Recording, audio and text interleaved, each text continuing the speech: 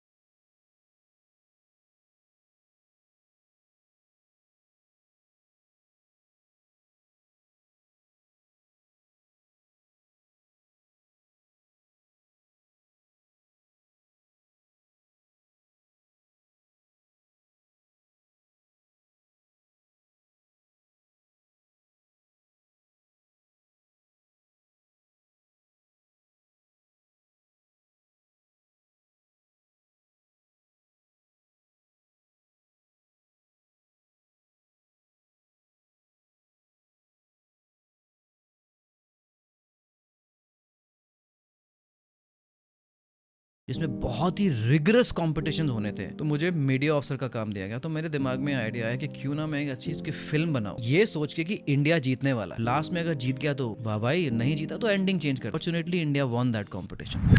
Pod talks with Akash के इस नए एपिसोड में आप सभी का स्वागत है।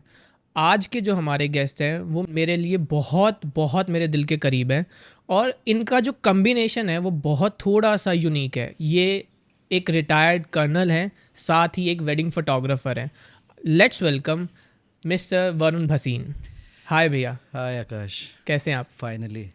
फाइनली आज ये पॉडकास्ट होने जा रहा है।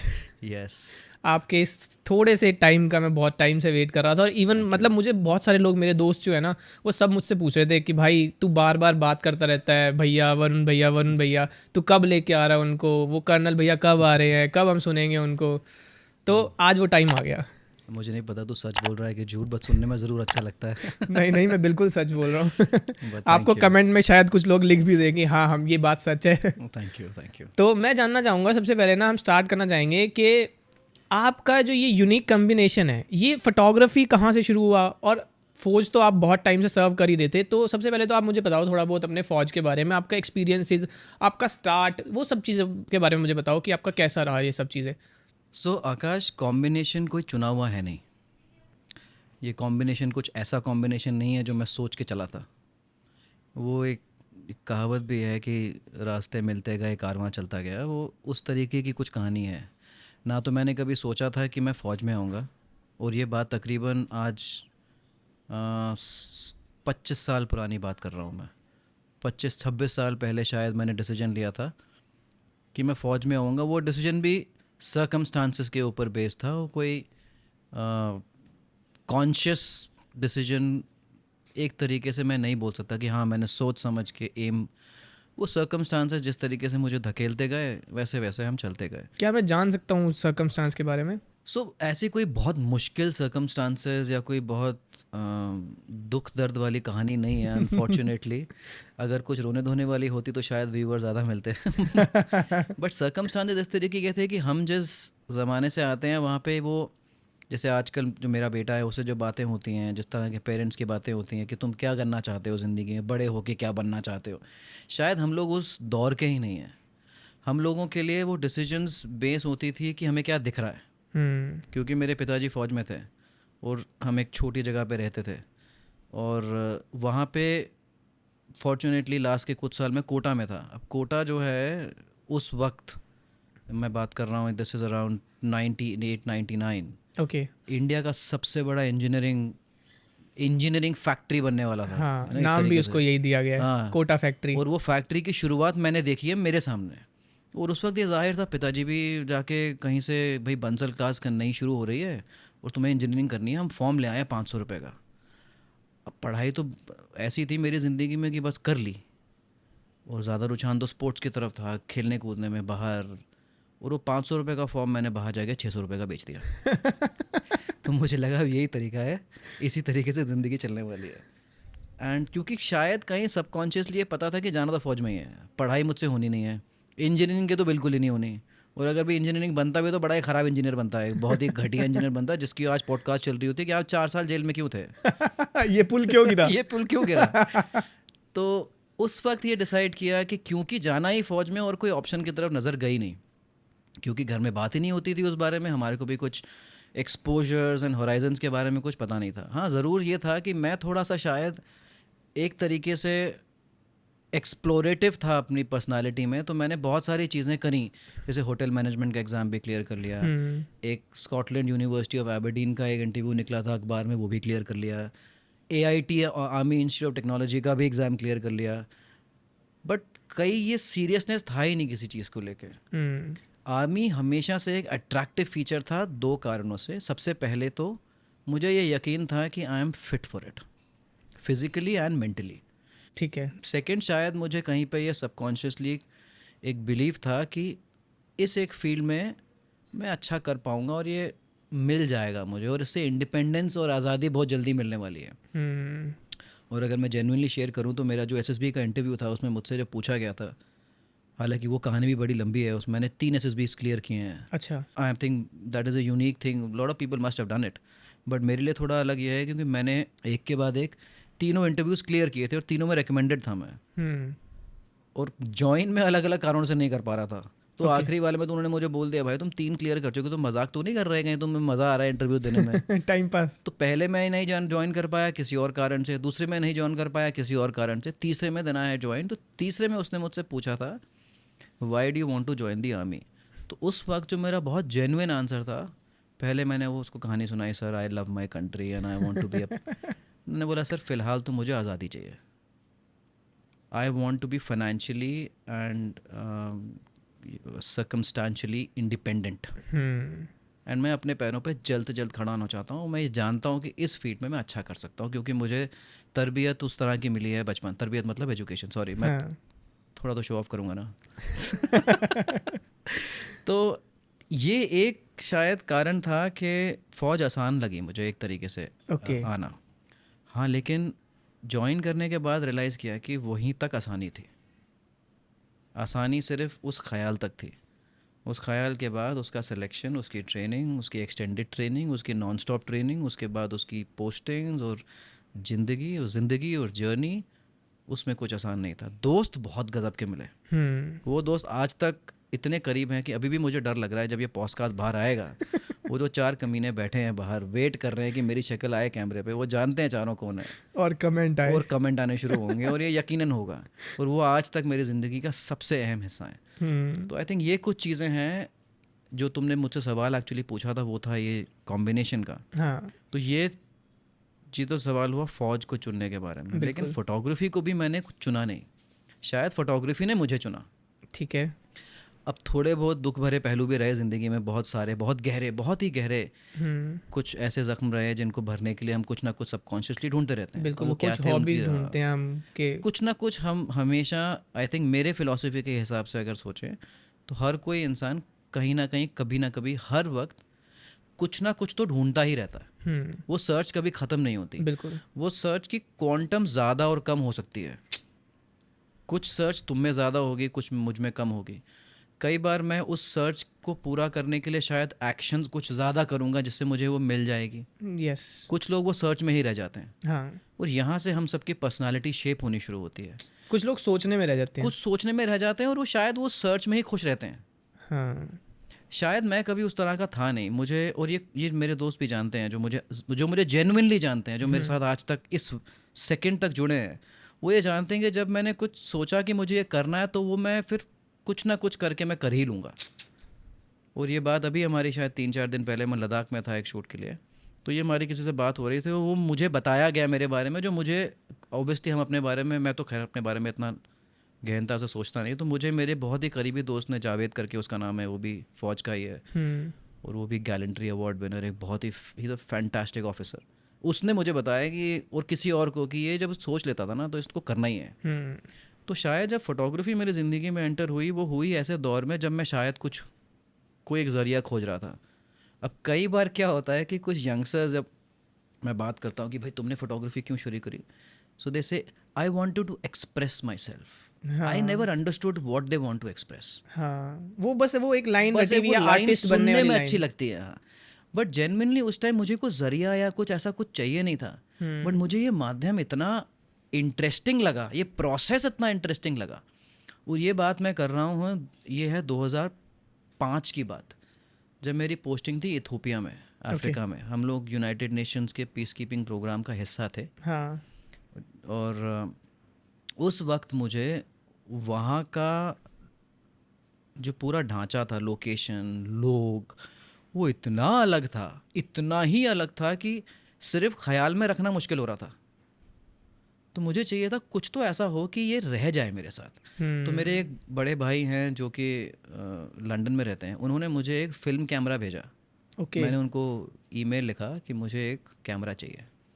यहाँ तो कहीं, इथोपिया तो खैर बहुत ही गरीब देश है, तो वहाँ पे कैमरा ख़रीदने के लिए भी आपको कम से कम 1.5 दिन की जर्नी करके कैपिटल में जाना पड़ता था। तो हम लोग थोड़ा दूर थे, तो उन्होंने मुझे कैमरा भेजा, उसके साथ एक बैग भर के ब्लैक एंड वाइट फिल्म के रोल्स भेजे, और वो फिल्म कैमरा था वो।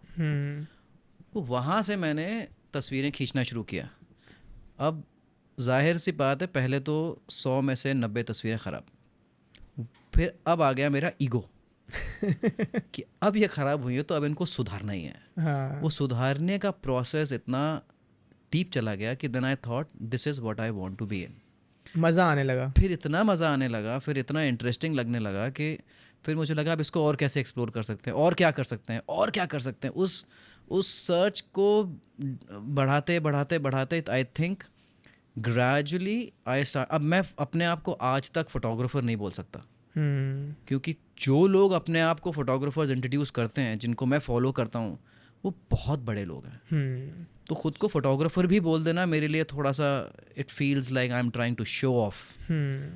आई take good pictures, but I also take very bad pictures at times. I can make a beautiful film, but I can also make 5 bad films. हाँ Right? So I don't, मैं ये नहीं सोचता कि मैं एक अच्छा फोटोग्राफर या बुरा फोटोग्राफर हूँ, बट हाँ, ये आर्ट फॉर्म मुझे शायद इस धीरे धीरे धीरे इस जर्नी में इतना इंटरेस्टिंग लगने लगा कि मुझे लगा कि शायद अब वक्त आ गया है कि एक दौर जो मेरी ज़िंदगी का फ़ौज के साथ है, अब दूसरा दौर कैमरे के साथ होना चाहिए। तो ये ट्रांजिशन बहुत स्मूथ था। ये ट्रांजिशन बहुत अच्छा था, आपने बताया। मैं जानना चाहूँगा कि जो आपने स्पेशली वेडिंग फोटोग्राफी में आना क्यों सोचा, मतलब ऐसा क्या था? पैसा। ये एक्सपेक्टेड आंसर नहीं था। दुनिया ने ये सिर्फ इतना सच बोला है, ये सच है। दुनिया ने सिर्फ इतना बोला है, कोई आई वांट टू। कोई किसी की शादी में जाके कैमरा लेके खड़ा होना नहीं चाहता है। दुनिया ने ये बोला है मुझे वो इमोशन निकालने हैं, मुझे वो फ्रेम्स चाहिए, लेकिन ये एक्सपेक्टेड आंसर नहीं था। मैं तुझे 2 आंसर्स देता हूँ, तू चुन लेना कि दोनों में से तुझे कौन सा रखना है। वेडिंग फोटोग्राफी इसलिए क्योंकि मुझे लोगों के इमोशंस को कैप्चर करना बहुत अच्छा लगता ये सब बोल रहे हैं। है। दूसरा जो मुझे जेन्युइन लगा कि उस वक्त मुझे लगा कि भाई मुझे तो चाहिए पैसा और मुझे करना है ट्रैवल।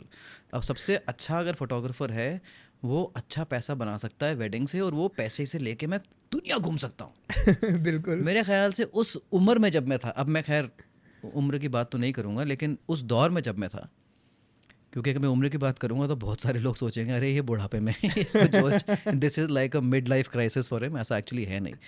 तो उस दौर में मेरे लिए ये शायद कहीं ना कहीं, क्योंकि मुझे अपनी स्किल पे भरोसा हो गया था, मुझे लगा था कि यहाँ से मैं एक अच्छी ज़िंदगी बना सकता हूँ फाइनेंशियली। ऐसा नहीं है कि मुझे अनहैप्पीनेस थी फ़ौज की सैलरी से या पैसे की कभी प्रायोरिटी थी नहीं, बट मुझे लगा कि यहाँ से एक ज़िंदगी अच्छी बन सकती है, और इस फाइनेंशियल एस्केलेशन को मैं अपने बाकी शौक़ों में इस्तेमाल कर सकता हूँ, travelling and better things in life. But wedding photography actually शुरुआत इससे हुई थी, लेकिन अब मैं चुन सकता हूँ कि मुझे वेडिंग फोटोग्राफी क्यों करनी है। और जेन्युइनली अब वो रीज़न ये है कि जब मैं एक अच्छी वेडिंग की कहानी कह देता हूँ, उसको इतना सुकून मिलता है, मुझे इतनी खुशी मिलती है वो कमेंट्स पढ़ के। क्योंकि तुमने, अब ये बहुत जेन्युइनली बोल रहा हूँ मैं, जेन्युइनली तुमने क्या किया है कि तुमने किसी एक कपल को उनकी लाइफ लॉन्ग की मेमोरी दे दी है। बिल्कुल। अब वो शादी टिके ना टिके, वो तस्वीरें ज़रूर टिक जाएंगी और वो फिल्म ज़रूर उनको बार बार देख के रुलाएंगे कि यार ये ज़िंदगी थी हमारी। अब अगर हम साथ हैं तो खुश हैं, अगर साथ नहीं भी हैं तो वो फिल्म ज़रूर उनको रुलाएगी कि ये हमारी ज़िंदगी थी एक ज़माने में। फर्स्ट वेडिंग कौन सी थी और कैसी अरे थी? भगवान, ओह वो तो मैंने बर्बाद कर दी थी बेचारी की। वो शायद ओके। सो फर्स्ट वेडिंग जो मैंने प्रोफेशनली, जिसके लिए मैंने पैसे लिए थे, आई थिंक मुझे कितने याद है पैसे? और 15,000 रुपए 2 दिन के लिए थे मैंने। जस्ट फोटोज के या नहीं फोटोज? Just photos. अच्छा, just फिल्म तो मुझे उस टाइम पता भी नहीं था कि करते कैसे हैं। 15,000 2 दिन के लिए थे मैंने, या शायद 2.5 दिन के, या कुछ 15,000 लिया। वो मुझे उस वक्त 15,000 मिला, अरे 15,000 कमा लिए मैंने 2.5 दिन के अंदर। वो शादी थी दिल्ली की, एक आरती की एक दोस्त थी, उन्होंने शायद पता नहीं क्यों वो अभी मैं बाय द वे अभी उनसे मिलने मैं अभी लंदन में था, मैं उनसे मिलने वाला था, मैं अनफॉर्चुनेटली उनसे मिल नहीं पाया। तो वो शादी दिल्ली में थी और वो आई थिंक उसमें मैंने करीबन 200 या 300 तस्वीरें उनको डिलीवर करी होंगी। 2 दिन तक शूट किया था और सरप्राइजिंगली उसमें कुछ तस्वीरें बहुत खूबसूरत थी, बट बहुत ज़्यादा ऐसी थी जब मैं अब देखता हूँ मुझे लगता है हे भगवान ये मैंने ये क्या किया। तो ये क्या हुआ, ये जगन्नाथम ये जगन्नाथम प्रेमानंदम। प्रेमानंदी टाइप हो गया था वो। लेकिन वो तस्वीरें शायद दिल के सबसे करीब हैं, क्योंकि उस वक्त उनको भी ये तस्वीरें बहुत पसंद आई थी और आज तक वो कहते हैं कि उनको तस्वीरें अच्छी लगी थी। तो मुझे उसका बैड फीडबैक नहीं मिला था, बट हाँ क्योंकि अब शायद दौर आगे निकल चुका है, जर्नी अब थोड़े हम भी इवॉल्व हो चुके हैं, मैच्योर हो चुके हैं, तो अब रेट्रोस्पेक्ट में देखें तो वो तस्वीरें ख़राब लगती हैं। लेकिन वो मेरी पहली शादी थी दिल्ली में, आर्मी के कैंट में थी वो शादी। अच्छा। लेकिन जो सबसे इंटरेस्टिंग वेडिंग थी वो थी एक जो मैंने पंजाब में शूट करी थी। कोई एक फ़ोटोग्राफ़र जो मेरा दोस्त है वो नहीं कर पा रहा था, तो उसने मुझे इंट्रोड्यूस कर दिया कि इससे करा लो। ओके। और उस वक्त मेरे को थोड़ा लगा कि हे भगवान अब तो मैं फंस गया हूँ। तो वहाँ मैंने पहला प्री वेडिंग शूट किया था अपना, वो पंजाब में कहीं एक किसी कस्बे में जाके हमने शूट किया था। बट हाँ वेरी इंटरेस्टिंग फ्यू। मैंने आपका फौज वाली जो आपने शूट किए हैं बहुत सारे अपाचे के साथ और सारी, तो उसके बारे में बताओ, वो जो एक्सपीरियंस रहा आपका वो कैसा एक्सपीरियंस था? वो मतलब बहुत इंटरेस्टिंग फोटोज लगती हैं मुझे और इतनी ड्रामेटिक फोटोज हैं वो, जितनी बार मैं देखता हूँ ना उन फोटोज को, मतलब मुझे मेरे मुंह से वाव निकलती है। तो वो एक्सपीरियंस मैं चाहता हूँ कि आप मेरे साथ शेयर करो कि आप जब वहाँ थे एक्चुअल में तो आप उसको कैसे सब चीज़ों को हैंडल कर रहे थे और वो सब चीज़ें कैसे चल रही थी? ये सब दोस्ती पे चल रहा था। मैं तुझे बताता हूँ, जब मैं फ़ोटोग्राफी में थोड़ा अच्छा हो गया तो मैंने सोचा कि क्योंकि मैं बाहर क्यों जाऊँ, मैं फ़ौज की तस्वीरें क्यों नहीं खींचता, इतने ड्रामा में हम जी रहे थे।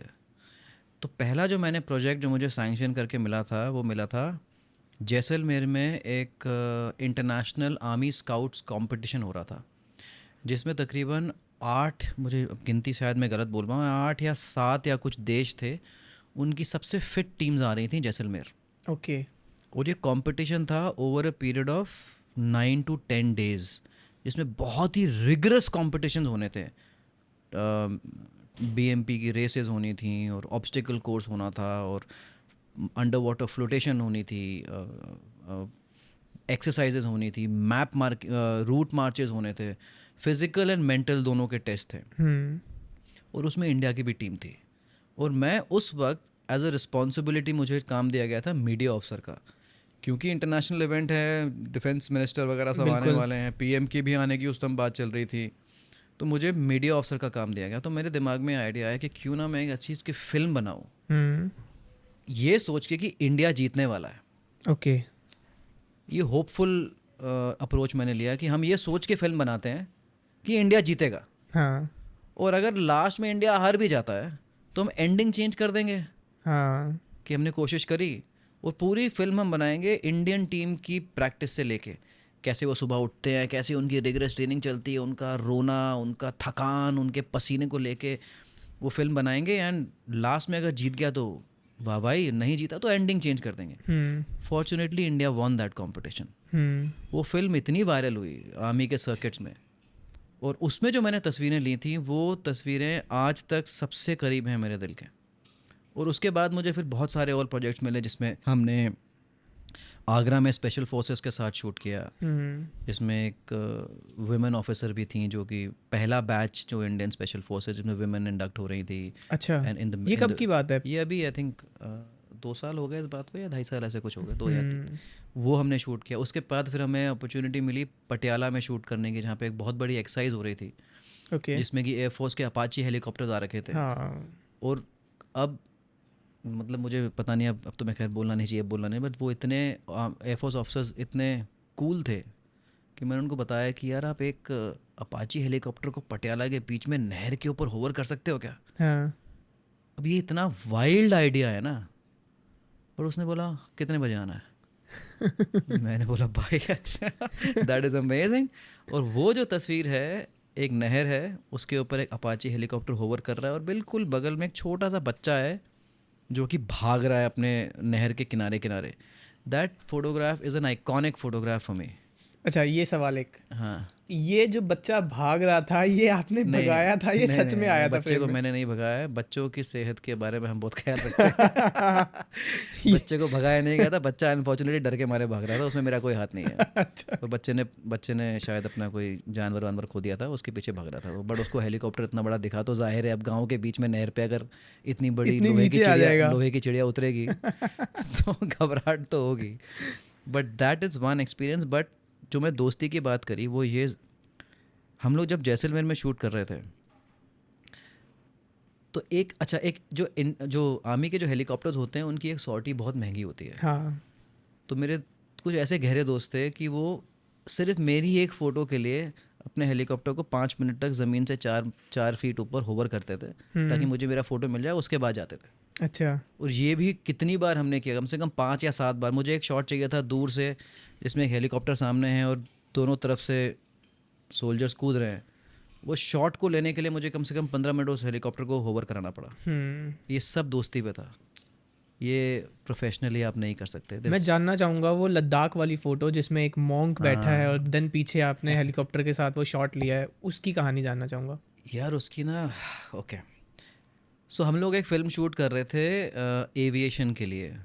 आर्मी एविएशन एक फ़ौज का एक हिस्सा है, एक एक आर्म है एक तरीके की, जो कि आर्मी के अपने, इस मतलब अगर एक्सप्लेन करना चाहें क्रूड वे में, तो आर्मी की अपनी एयरफोर्स है, बट उनके पास सिर्फ हेलीकॉप्टर्स हैं, ओके।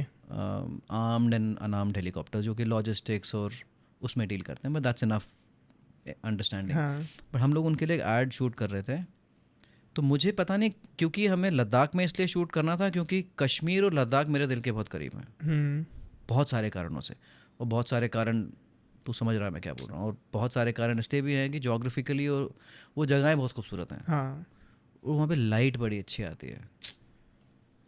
और जब हम लद्दाख पहुँचे थे, वहाँ पे भी ये दोस्ती की बात इतनी गहरी है कि वहाँ पे जो पायलट थे वो मुझे पूछते थे कि आपको क्या शॉट चाहिए। मैं बोलता था यार मेरे को चाहिए कि एक हेलीकॉप्टर सामने हो, उसके हेलीकॉप्टर के अंदर मैं हूँ, और आप दोनों अपने अपने हेलीकॉप्टर पीछे फ्लाई करो, और मैं जब इशारा करूँगा तो ऐसे टिल्ट करना। ओके। और जब हेलीकॉप्टर उड़े ऊपर में, तो मुझे फिर सेट पे कॉल आया, हाँ सर बताओ क्या करना है। मैं बोला थोड़ा सा दोनों इस हेलीकॉप्टर के विंग्स के दाएं बाएं आ जाओ। और वो ओके। फ़ोटो अभी भी है, मैं ये सारी फ़ोटो तुम्हें दे दूंगा ताकि तुम बीच में लगा पाओ। हाँ। बट जब फिल्म शूट करते करते, क्योंकि लद्दाख एक बहुत रूहानी जगह है फॉर बुद्धिज़्म स्पिरिचुअलिटी, बिल्कुल। मुझे चाहिए था कहीं ना कहीं एक ऐसा कनेक्शन आना चाहिए कि हम यहाँ पे सिर्फ फ़ौज को ग्लैमराइज नहीं कर रहे हैं। ये तो बहुत लोग लेते हैं, बहुत dramatic shots and slow motion this that. एक ऐसा शॉट होना चाहिए जिसमें स्पिरिचुअलिटी और आर्मी तुम्हारे दूर है लेकिन पीछे खड़ी है, उसका एक सिंबॉलिक शॉट मिले। तो थिक्से मोनेस्ट्री है एक लेह में। अब थिक्से मोनेस्ट्री में हम गए तो उस दिन मुझे कोई मॉन्क वहाँ पे मिला नहीं, और मुझे इजाज़त भी नहीं मिली। ओके। तो मैंने उनके एक हेड मॉन्क से पूछा कि हम एक शॉट लेना चाहते हैं, मुझे किसी आप एक मॉन्क से बात करा दीजिए, तो कल मैं हेलीकॉप्टर बुला लूँगा, वो बस पीछे से गुजरेगा। ठीक है। तो उसने मना कर दिया कि नहीं, हम लोग नहीं करेंगे। अब वो बात फिर वो अड़ जाने वाली बात, जैसे मेरे दोस्त ने बोला था कि जब कर लिया तो करना है। तो मैं हाँ। अगले दिन सुबह पायलट को बोला कि मैं ठीक 7:30 बजे सुबह मॉनेस्ट्री पहुंच जाऊंगा, और तुम मेरे कॉल का वेट करना और रेडी रहना। तो उन्होंने सुबह, क्योंकि उसका एक प्रोसेस होता है, उनको रात को प्लानिंग करनी पड़ती है, ब्रीफिंग करनी पड़ती है, तो वो सुबह 7:30 बजे मैं पहुंच गया। मैंने कॉल किया और वो पायलट मतलब he is such a fantastic pilot, he still my friend, he knows who is it, अगर वो सुन रहा है तो ही जानता है कौन है वो। उसने कॉल किया कि हाँ सर हम रेडी हैं। तो वहाँ पे मुझे एक मंक मिले जो कि बैठे थे एक पर्टिकुलर कॉर्नर में और आंखें बंद करके लीन थे। अब वो जहाँ बैठे थे वहाँ से वो शॉट क्लियर नहीं मिल रहा था मेरे को। ओके। बट जो मेरे साथ जो वीडियोग्राफर था उसको मैंने बोला ये फ्रेम सेट करके रख ले। फिर मैंने हेलीकॉप्टर को पायलट को कॉल किया कि भाई आ जाओ ओके। और बस पीछे से गुजर जाना, और कैमरा हमने हल्का सा पैन कर दिया जिसमें से तुम्हें दिखेगा कि मॉन्क पे फोकस है एंड पीछे से हेलीकॉप्टर गुजरता है and focus shift to the helicopter, ठीक है। That's the ending frame. And उसका कुछ तस्वीरें भी हैं।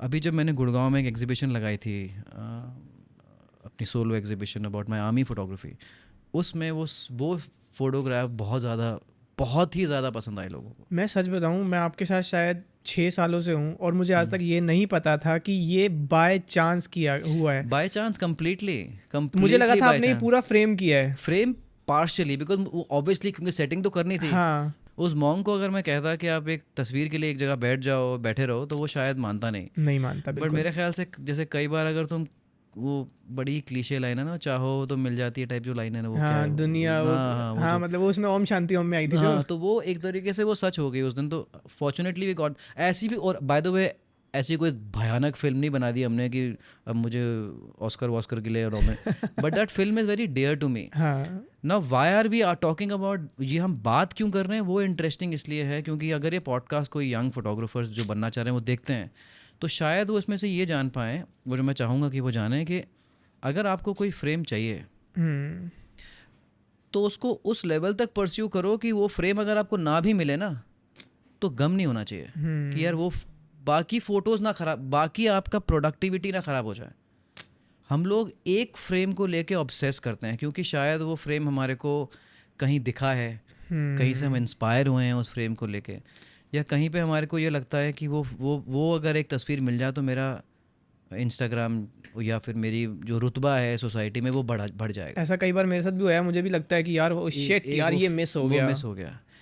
अगर वो फ्रेम मुझसे मिस भी हो जाता दुख ज़रूर होता है, लेकिन हम 50 फ्रेम और कहीं ना कहीं से ढूंढ लेते हैं। बिल्कुल। तो माय पॉइंट इज़ किसी एक चीज़ से मूव अवे कर देना भी उतना ही ज़रूरी है जितना उसको फॉलो करना। अगर तुम किसी एक चीज़ से मूव अवे नहीं कर पाओगे तो तुम अगली कड़ी नहीं जोड़ सकते। तो ये मेरी एक, क्योंकि अब इस एज में आके मैं ये कॉन्फिडेंस से ये चीज़ कह सकता हूँ, अगर थोड़ा यंग होता तो शायद ये समझ में नहीं आती, और इसलिए शायद हम ये कंपनी बना पा रहे हैं, या तो हम थोड़ा बहुत जो हमें गिना चुना काम अच्छा मिल रहा है और अच्छे लोगों से हमारा राब्ता हो पा रहा है, वो शायद इसलिए हो पा रहा है कि हम पुरानी कड़ी तोड़ के नहीं जोड़ पाते हैं। बिल्कुल। और ये जर्नी आई थिंक जिसकी तुम बात कर रहे हो फौज की और फोटोग्राफी की, ये इम्पॉर्टेंट है इसमें। बिल्कुल। मैं अभी हमने बात करी फौज की, बात करी फौज में फोटोग्राफी की, बात करी फोटोग्राफी की, बात करी। मैं जानना चाहूँगा कोई फोटोग्राफी में फौज कैसे आते हैं? फकअप्स क्या करें हैं? मतलब इनिशियल स्टेज पे जब आप फोटोग्राफी सीख रहे थे उस टाइम पे, या जो ये फौज के इवेंट मिले आपको शुरू में, इसमें फकअप्स किस तरह के फकअप्स किए हैं? हे भगवान यार, ऑनेस्टली बताऊं तो एक तो पूरी की पूरी वेडिंग मैंने बर्बाद कर दी थी, अच्छा। Unfortunately for them. बट मैं उसको अपना फकअप नहीं, can I use that word? हाँ। ओके, मैं उसको अपना फकअप नहीं बोल सकता हूँ। हमने ना, क्योंकि हमने फ़िल्म नई नई शुरू करी थी, तो मैंने एक फ़िल्म कंपनी को आउटसोर्स किया था। ये वेडिंग मेरी शायद पहली इंटरनेशनल वेडिंग थी हांगकांग में। ओके। तो वहाँ पे हमने, अगर ये मेरे किसी सीनियर के रिश्तेदार के अगर उसने देख लिया ना ये, तो वो हंस के लोटपोट हो जाएंगे। वो जानते हैं पूरी कहानी। वो फिल्म कंपनी जो हमने हायर करी थी, जो आउटसोर्स करी थी, वो इतने अनप्रोफेशनल, इतने बेतजुर्बेकार लोग थे कि उन्होंने वहाँ पे आके उनको लगा कि बस अब तो हम यहाँ पे ऐश करने आए हैं। ओके। उन्होंने शराब पीना शुरू कर दिया, उन्होंने होटल में गंदगी मचानी शुरू कर दी, घटिया उन्होंने शॉट्स ले लिए, और इस तरीके के शॉट्स, और इतने इररिस्पॉन्सिबल वो लोग थे। ये आप टीम की बात कर रहे हो जो आपने हायर की? जो हमने हायर की थी फिल्म के लिए। ओके।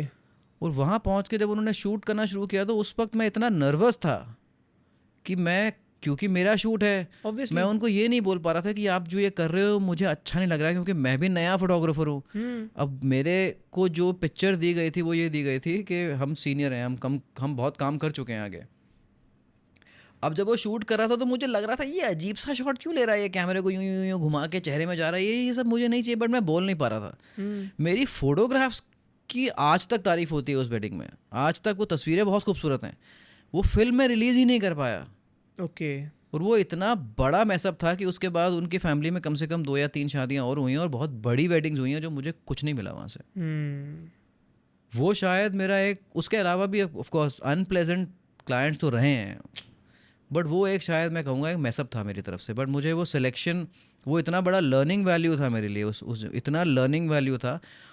और अब भी मैं जब वो उसको देखता हूँ तो मैं ये, इसका गम नहीं है कि वो फिल्म ख़राब हो गई, इसका गम है कि मैं उसको कंट्रोल नहीं कर पाया। और अगर तू तो जानता है जब भी आज हम शूट करने जाते हैं तो तुम्हारे ड्रेसअप से लेके बिल्कुल, तुम्हारे भाव, तुम्हारे बात करने के तरीके, बॉडी लैंग्वेज, सब पे ध्यान देता हूँ मैं। ये तो है कि ये ज़रूरी नहीं है कि तुम जाके क्लाइंट को ये बताओ कि हम कितने बड़े फोटोग्राफर्स हैं, वो ज़रूरी है कि उनको लगे कि हम उनके लिए वहाँ आए हैं। हाँ। They should feel bigger than us, but then they has to be a balance. वो तू देख चुका है मुझे, हाँ, द वे वी हम ऑपरेट। किस तरह से हम शूट करते हैं वो तो एक अलग ही है। हमें मतलब हम हमेशा हम तारीफ के पात्र रहे हैं। फकअप की तो तुम बात मत करो ना भाई साहब। न जाने कितनी तो ऐसी ब्राइड्स घूम रही हैं दुनिया में जिनके हर याद में तुम्हारे बैकग्राउंड में तुम्हारे भागते हुए वीडियोस और विजुअल्स हैं। सिंदूर शॉट में मेरा हाथ सिंदूर है। शॉट में तुम्हारा हाथ का होना, स्टेयरकेस एंट्री में आकाश का लड़खड़ाता हुआ कैमरा लेके भागना, वो भी माइक पे भैया भैया भैया चीखते हुए। तो मुझसे तो ये सवाल मत पूछो, मतलब तुम बताओ भाई तुम्हारे बैकअप ये कहाँ तो कर रहे मानने हैं, वाली बात है कि मतलब ऐसी कोई शादी है नहीं जहाँ पे जिसमें तुम्हारा हाथ जिसकी या फिल्म में पैर मैं ना ना हो। दिखूं। नहीं, लेकिन अभी I am so happy Akash that मैं शायद तुझे 6 या 7 साल से जानता हूँ, हाँ। और जो तेरा इम्प्रूवमेंट रहा है ना 6 साल में, इट हैज़ बीन मैजिकल। मैं तो सब सारा क्रेडिट आपको देता हूँ उस चीज़ अब पे हमेशा। वो खैर वो तो अच्छा लगेगा पॉडकास्ट में, लेकिन लेकिन जेन्युइनली बहुत सारे ट्रेडिशनल जूनियर फोटोग्राफर्स आए थे, बहुत सारे ऐसे तो जो अब बात भी नहीं करते, वो चले गए, शायद वो कहीं बड़े हो गए या उनको बड़ा काम मिल गया। But I have seen you grow from your first 2 weddings with me, and आज जो तू शूट करता है उसमें बहुत मार्क डिफरेंस है। Thank you. And that is very important for सब के लिए ये जानना कि वो जर्नी कभी ख़त्म नहीं होती। मैं आज भी जब अपनी कोई फोटोग्राफ्स, जैसे मैं अभी लद्दाख का मैंने अभी अपने इंस्टाग्राम पे डाला, मैं आज भी उनको कम से कम 500 बार देखूंगा तस्वीरों को, और ये कंपेयर करूंगा कि पिछले पोस्ट से इसमें क्या बेहतर कर सकता हूँ। और वो आज तक पर्सनली, चाहे मेरे पास 50 भी लोग हों काम करने के लिए, लेकिन वो मेरी एक फ़ोटो अगर ख़राब है तो वो क्यों ख़राब है, वो क्या है उसमें जो मैं गलत। जैसे अभी तुझे मैं एग्जांपल देता हूँ, एक फोटोग्राफर जो हमारे साथ काम कर रहा है, कार्तिक, ओके। ब्रिलियंट यंग है, उसने मुझे एक बहुत ही अच्छा एक फीडबैक दिया कि भैया आपकी फ़ोटोज़ ना पोजेस में थोड़ी रेपिटेटिव लग रही हैं। तो इंस्टेंटली मैंने कॉल काटने के बाद अपना पूरा सेट अपने कंप्यूटर पे खोला, and I saw every picture, and he is right.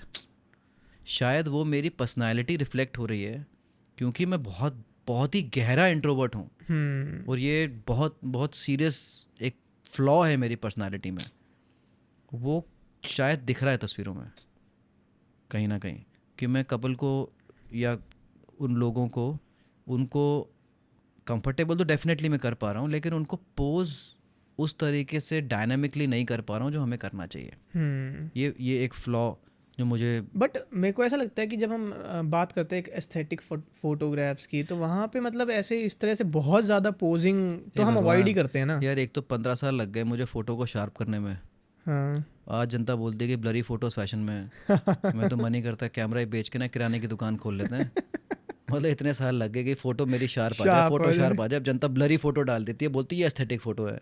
ये तो मुझे ना यार, अगर मैं अपने वाले पे उतरा हूँ ना तो ये पॉडकास्ट फिर मेरी क्रिपिंग का पूरा 1 घंटे का सेशन बन जाएगा। जनता की लेनी शुरू कर दूंगा मैं, तो उसको छोड़ दे। लेकिन एस्थेटिक वर्ड इतना इरिटेटिंग है ना। अब तुम्हारा एस्थेटिक क्या है, मेरे एस्थेटिक क्या है, उसमें तो ज़मीन आसमान का फ़र्क है। बिल्कुल बिल्कुल बिल्कुल। अब जैसे हम अब एक दूसरे की बात करते हैं, तेरा कपड़े पहनने का ढंग, तेरा बात करने का ढंग कहीं ना कहीं शायद मेरे बात करने के ढंग से इंस्पायर हो जाए। बिल्कुल। अगर हम दोनों साथ रहने लगे तो या तो कई बार मेरे बात करने का ढंग तेरे से इंस्पायर हो जाए, तो हमारे एस्थेटिक तो मैच कहीं ना कहीं मिक्स होते रहेंगे ना।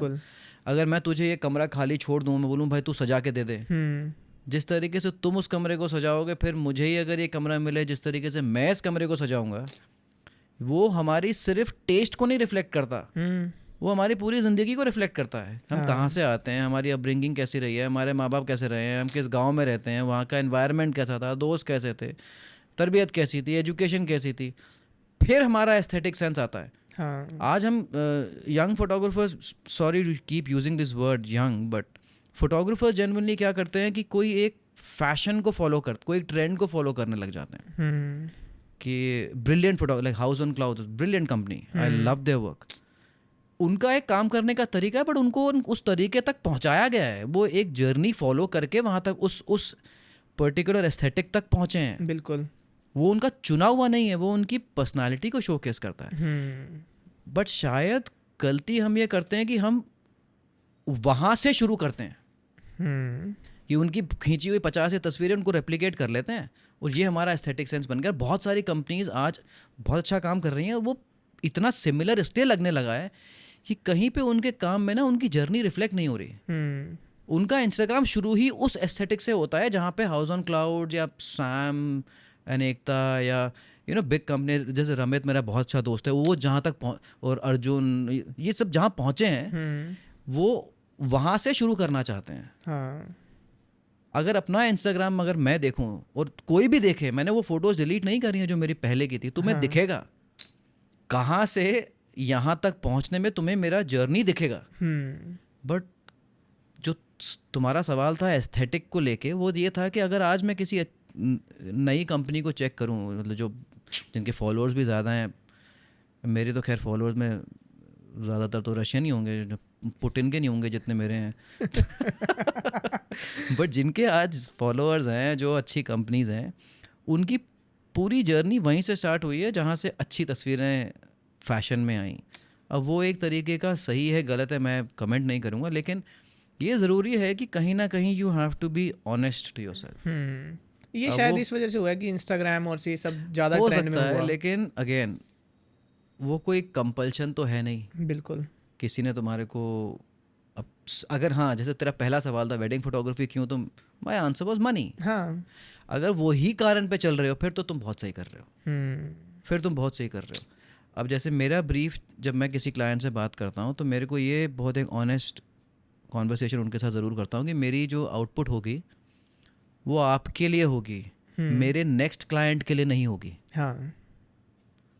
और कई बार मुझे ये बताया गया, कई हमने वेडिंग्स भी ऐसी क्लॉक भी करी हैं, बिल्कुल, शूट भी करी, जिन्होंने मुझे ये बोला है कि हमें आपकी पिछली फिल्म पसंद नहीं आई। हाँ। कोई बात नहीं, जिनके लिए थी उनको बहुत अच्छी लगी, ये तो है।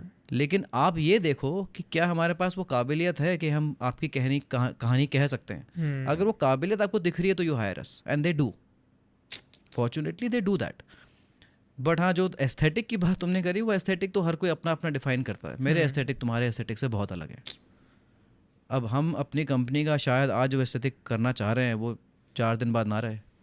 लेकिन इससे तो ये पता लगता है ना कि जो आज के टाइम पे जो एस्थेटिक वर्ड यूज़ हो रहा है वो असल में तो कॉपीड है, सिर्फ कॉपी कर रहे हैं, उसको एस्थेटिक बोल रहे हैं। उनका अपना तो है ही नहीं, वो टेस्ट उनका नहीं है। वो टेस्ट हो सकता है उनका नहीं है, लेकिन ये बोल देने से काफ़ी ऐसे फोटोग्राफर्स हैं जो जेन्युइनली कोशिश कर रहे हैं, वो भी इसी लपेटे में आ जाते हैं। कई ऐसे लोगों को मैं, जैसे फॉर एग्जांपल तुम्हारी बात करते हैं, तेरा जो एस्थेटिक सेंस अभी बना है वो धीरे धीरे धीरे धीरे धीरे इवॉल्व हुआ है। बिल्कुल, क्योंकि तेरी जर्नी का हिस्सा मैं भी हूँ। बिल्कुल, वो तेरी जर्नी दिखा रहा है।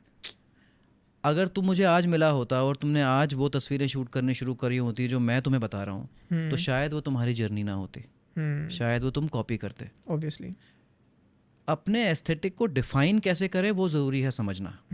अब उसमें तुम कोई एक फ़िलोसफिकल आंसर भी दे सकते हो कि मैं अपने आप को ऐसे ही एक्सप्रेस करता हूँ, वो सब अंग्रेज़ी है वो कहने की बात।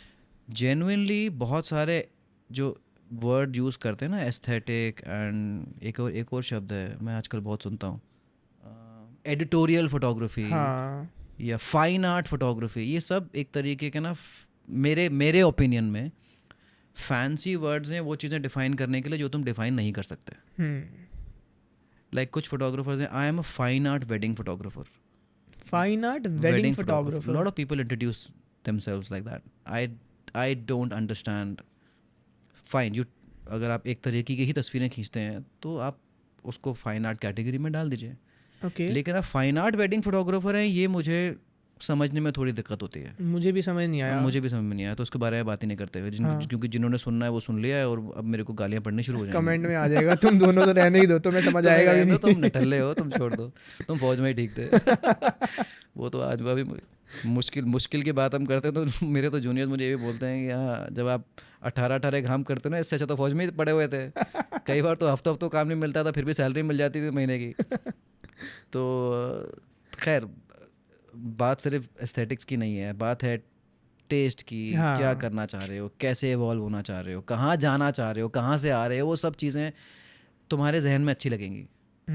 लोग तो यही देखेंगे तुम आज उनको क्या दिखा रहे हो। Let's talk about your company, ठीक है। उसका नाम आपने रखा रीकार फिल्म्स। हाँ, इतना मुझे पता है कि आपके बेटे का नाम रीकार है, बेकार है। लेकिन ये रीकार वर्ड आया कहाँ से, मुझे ये नहीं पता। ये आंसर ना जब भी मैं किसी को देता हूँ ना, it's one of my most beautiful stories. क्योंकि मैंने ये वर्ड, ये नाम पहले कभी नहीं सुना। Okay, so my wife and I, we you अभी तो खैर 2-3 साल से हम ट्रैवल नहीं गए, हम बहुत ट्रैवल करते थे एक साथ। और ये जो नाम की कहानी है ना, मैं संक्षेप में बताऊंगा वरना पॉडकास्ट बहुत लंबा हो जाएगा तेरा। इसके पीछे एक अगेन दोस्ती का एक बहुत बड़ा भाव है। अच्छा। हम जब स्पेन जा रहे थे, आरती और मैं, हमारा एक ट्रिप प्लान था, इंडिया से लंदन, लंदन से स्पेन, स्पेन से मोरक्को, मोरक्को से लंदन, लंदन से इंडिया। ये पूरा हमने सर्किट बनाया था। ठीक है। और हमने अपनी जर्नी शुरू करी। टिकट्स, मेरा भाई, जो मेरा बड़ा भाई है, कज़न, वो उस वक्त ब्रिटिश एयरवेज में पायलट था, तो उनकी मदद मुझे बहुत मिली इस पूरे जर्नी में, इस पूरे ट्रिप में। तो हम जब लंदन ख़त्म करके हम स्पेन में लैंड हुए, और लैंड होने के 2 घंटे के अंदर अंदर मेरे पास एक बैग था जिसमें हमारे कैमरास, हमारे पासपोर्ट्स और सारे डॉक्यूमेंट्स, पैसे सब गायब। पूरा का पूरा बैग चोरी हो गया, सब चोरी हो। हाँ, पहले 2 घंटे में, लैंड होने के पहले 2 घंटे में। तो अब उस वक्त हम ऐसे थे, हम बैठे थे स्टारबक्स के अंदर जब ये बैग चोरी हुआ। तो अगर मुझे उस वक्त कोई आके पूछता कि आप यहाँ कैसे पहुँचे, तो मेरे पास कोई कागज़ नहीं है दिखाने के लिए।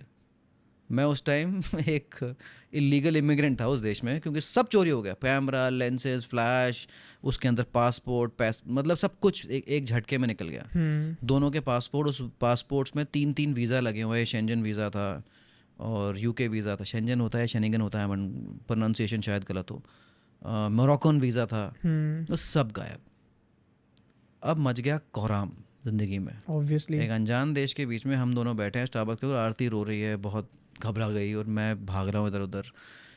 और उस वक्त मुझे मालूम पड़ा कि स्पेन इज़ फेमस फॉर इस तरह के इंसिडेंट्स। अच्छा। बहुत ज़्यादा होते हैं वहाँ पे, स्पेशली बार्सिलोना में जहाँ पे हम लैंड हुए थे। अब भागा दौड़ी शुरू हुई। जब मैं भागा पुलिस स्टेशन FIR लिखाने के लिए, वहाँ पे मुझे कोई ट्रांसलेटर ना मिले, उनके सारे के सारे फॉर्म स्पेनिश में। मैं 2 घंटा वेट करता रहा, कोई आके मुझे अंग्रेज़ी में फॉर्म बता दे। तो वो सब भसड़ मची, एंड फिर मची होड़ कि अब वीज़ास का क्या करना है, क्या हम स्पेन में रहें, क्या हम वापस जाएं, तो जाएं कैसे, किसके पास मदद मांगें। तो फॉर्चुनेटली मैं उस टाइम मैं सर्विंग था, तो मैंने अपने मिलिट्री अटैचे जो होते हैं लंदन में, उनको कॉल किया कि ऐसा ऐसा हो गया है।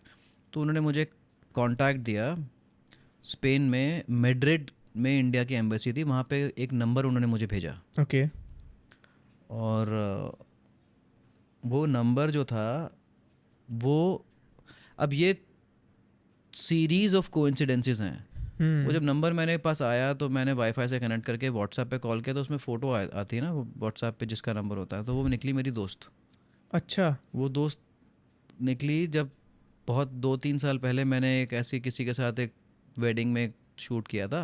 हाँ। वहाँ पे वो एज ए गेस्ट आ रखी थी, तो वहाँ पे हमारी दोस्ती हुई थी। ठीक है। स्नेहा करके उनका नाम था। तो पहला कोइंसिडेंट ये हुआ। दूसरा, जहाँ से रीकार की कहानी शुरू होती है, फिर हमने कॉल किया अपने एयरबीएनबी वाले के पास कि हमारे साथ ऐसा ऐसा हो गया है, हम आपके पास मैड्रिड में आने वाले थे, और अब तो वो इंसान पता नहीं कहाँ से, शायद हमारी ज़िंदगी में उसने आना ही लिखा था, वो कहानी लिखी ही जानी थी, तो वो पन्ना पलटा गया था। उसने हमारी इतनी मदद करी, उसने हमारे लिए फॉर्म्स ट्रांसलेट करने शुरू कर दिए। उसकी माँ हमारे पास आके बैठती थी, वो ना तो अंग्रेज़ी बोल पाती थी, ना कोई और भाषा, उनको सिर्फ स्पेनिश आती थी, लेकिन हमारे को वो शाम को, क्योंकि हमारा इतना स्ट्रेसफुल सिचुएशन था, हमारे को घुमाने भी ले जाता था। वो एक्टर था स्पेनिश थिएटर में, ओके। तो वो हमारे को अपने प्ले में भी ले गया, उसने अपनी गर्लफ्रेंड से भी हमें मिलाया, और उसका और मेरा इतना गहरा कनेक्शन बन गया कि जब मैं वहाँ से निकला था तो उनके जो घर में जहाँ पे हम रुके थे, एयरबीएनबी था एक वो, और ये मैंने एयरबीएनबी के ऐप से बुकिंग करी थी। ओके। तो उसके घर में ना वो फिल्में देखा करता था। अच्छा, वो और उसका दोस्त, वो ये एक्टर था और उसका दोस्त था director in Spanish films. Okay. तो उसने अपनी एक फिल्म फॉरेन फिल्म कैटेगरी में ऑस्कर तक भेजी हुई थी। अच्छा। बट जितना बड़ा मेरा ये घर है, इतना ही शायद उनका बड़ा, इससे थोड़ा छोटा घर था। और वो दोनों बैठ के करीबन 30 से 40 शॉर्ट फिल्म देखते थे दिन में। और उनके पास एक प्रोजेक्टर था, उसका एक स्क्रीन सामने लगा हुआ था, जो समझ गया पुल मैं। डाउन हाँ। रिट्रैक्टेबल जो स्क्रीन होता है ना। तो मुझे जब मैं जाने लगा, ये सब कमोशन चला, फिर वीज़ास के लिए मैंने लड़ाई लड़ी, वो सब छोड़ देते हैं, मतलब बेसिकली बहुत इश्यूज हुए। वो सारे इश्यूज में वो आदमी मेरे साथ खड़ा रहा।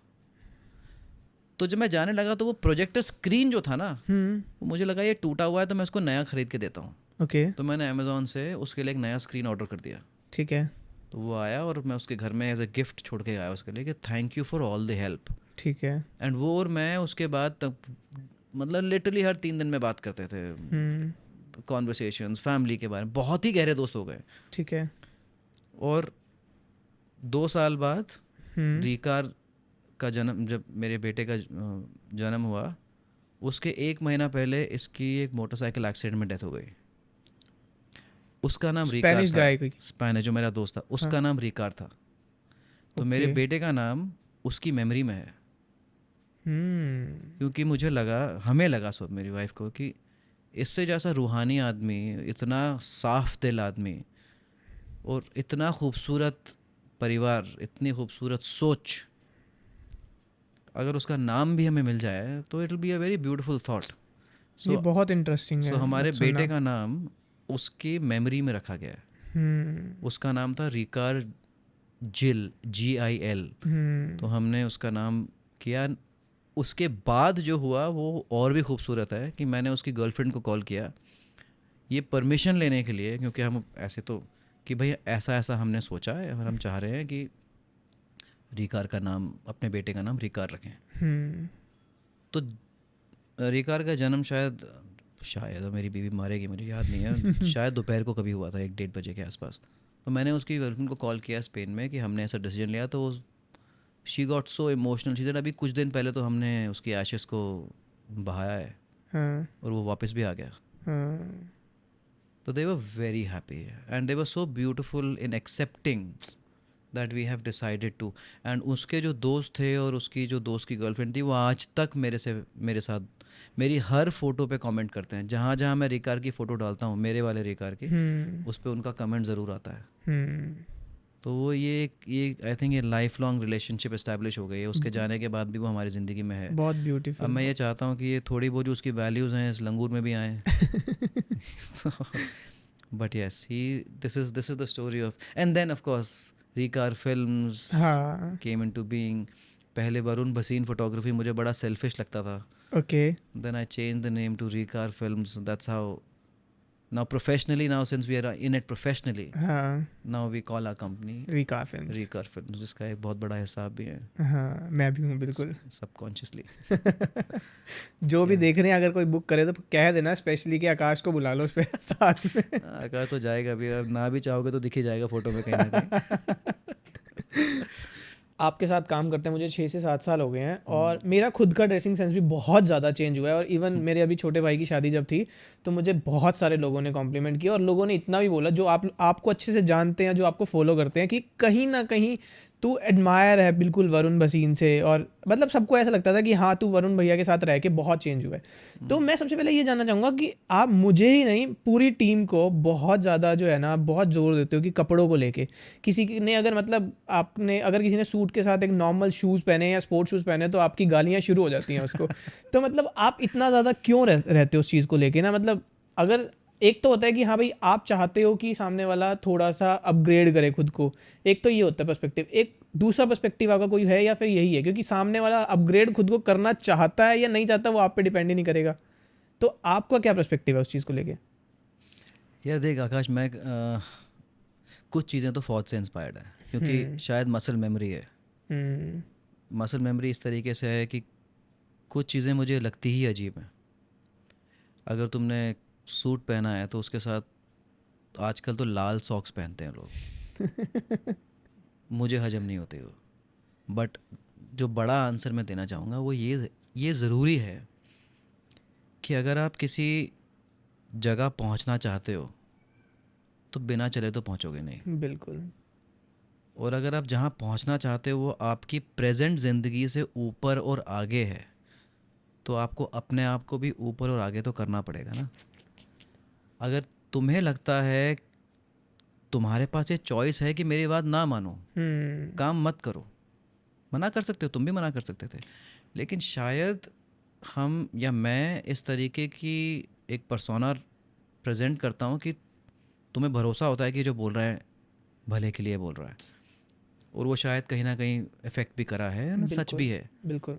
हम जिस तरह की सोसाइटी में शूट करना चाहते हैं वो सोसाइटी हमारे और तुम्हारे ऊपर है। अब वहाँ पे ये ज़रूरी नहीं है कि सब कुछ ही बहुत ही क्लासी और बहुत ही सोफिस्टिकेटेड है। जैसे मेरी एक फेवरेट लाइन है, कुछ लोग इतने गरीब होते हैं कि उनके पास सिर्फ पैसा होता है। ये मेरी फेवरेट लाइन है और ये एक पूरी सोसाइटी को डिफाइन करती है कि कुछ लोग इतने गरीब हैं कि उनके पास सिर्फ पैसा है।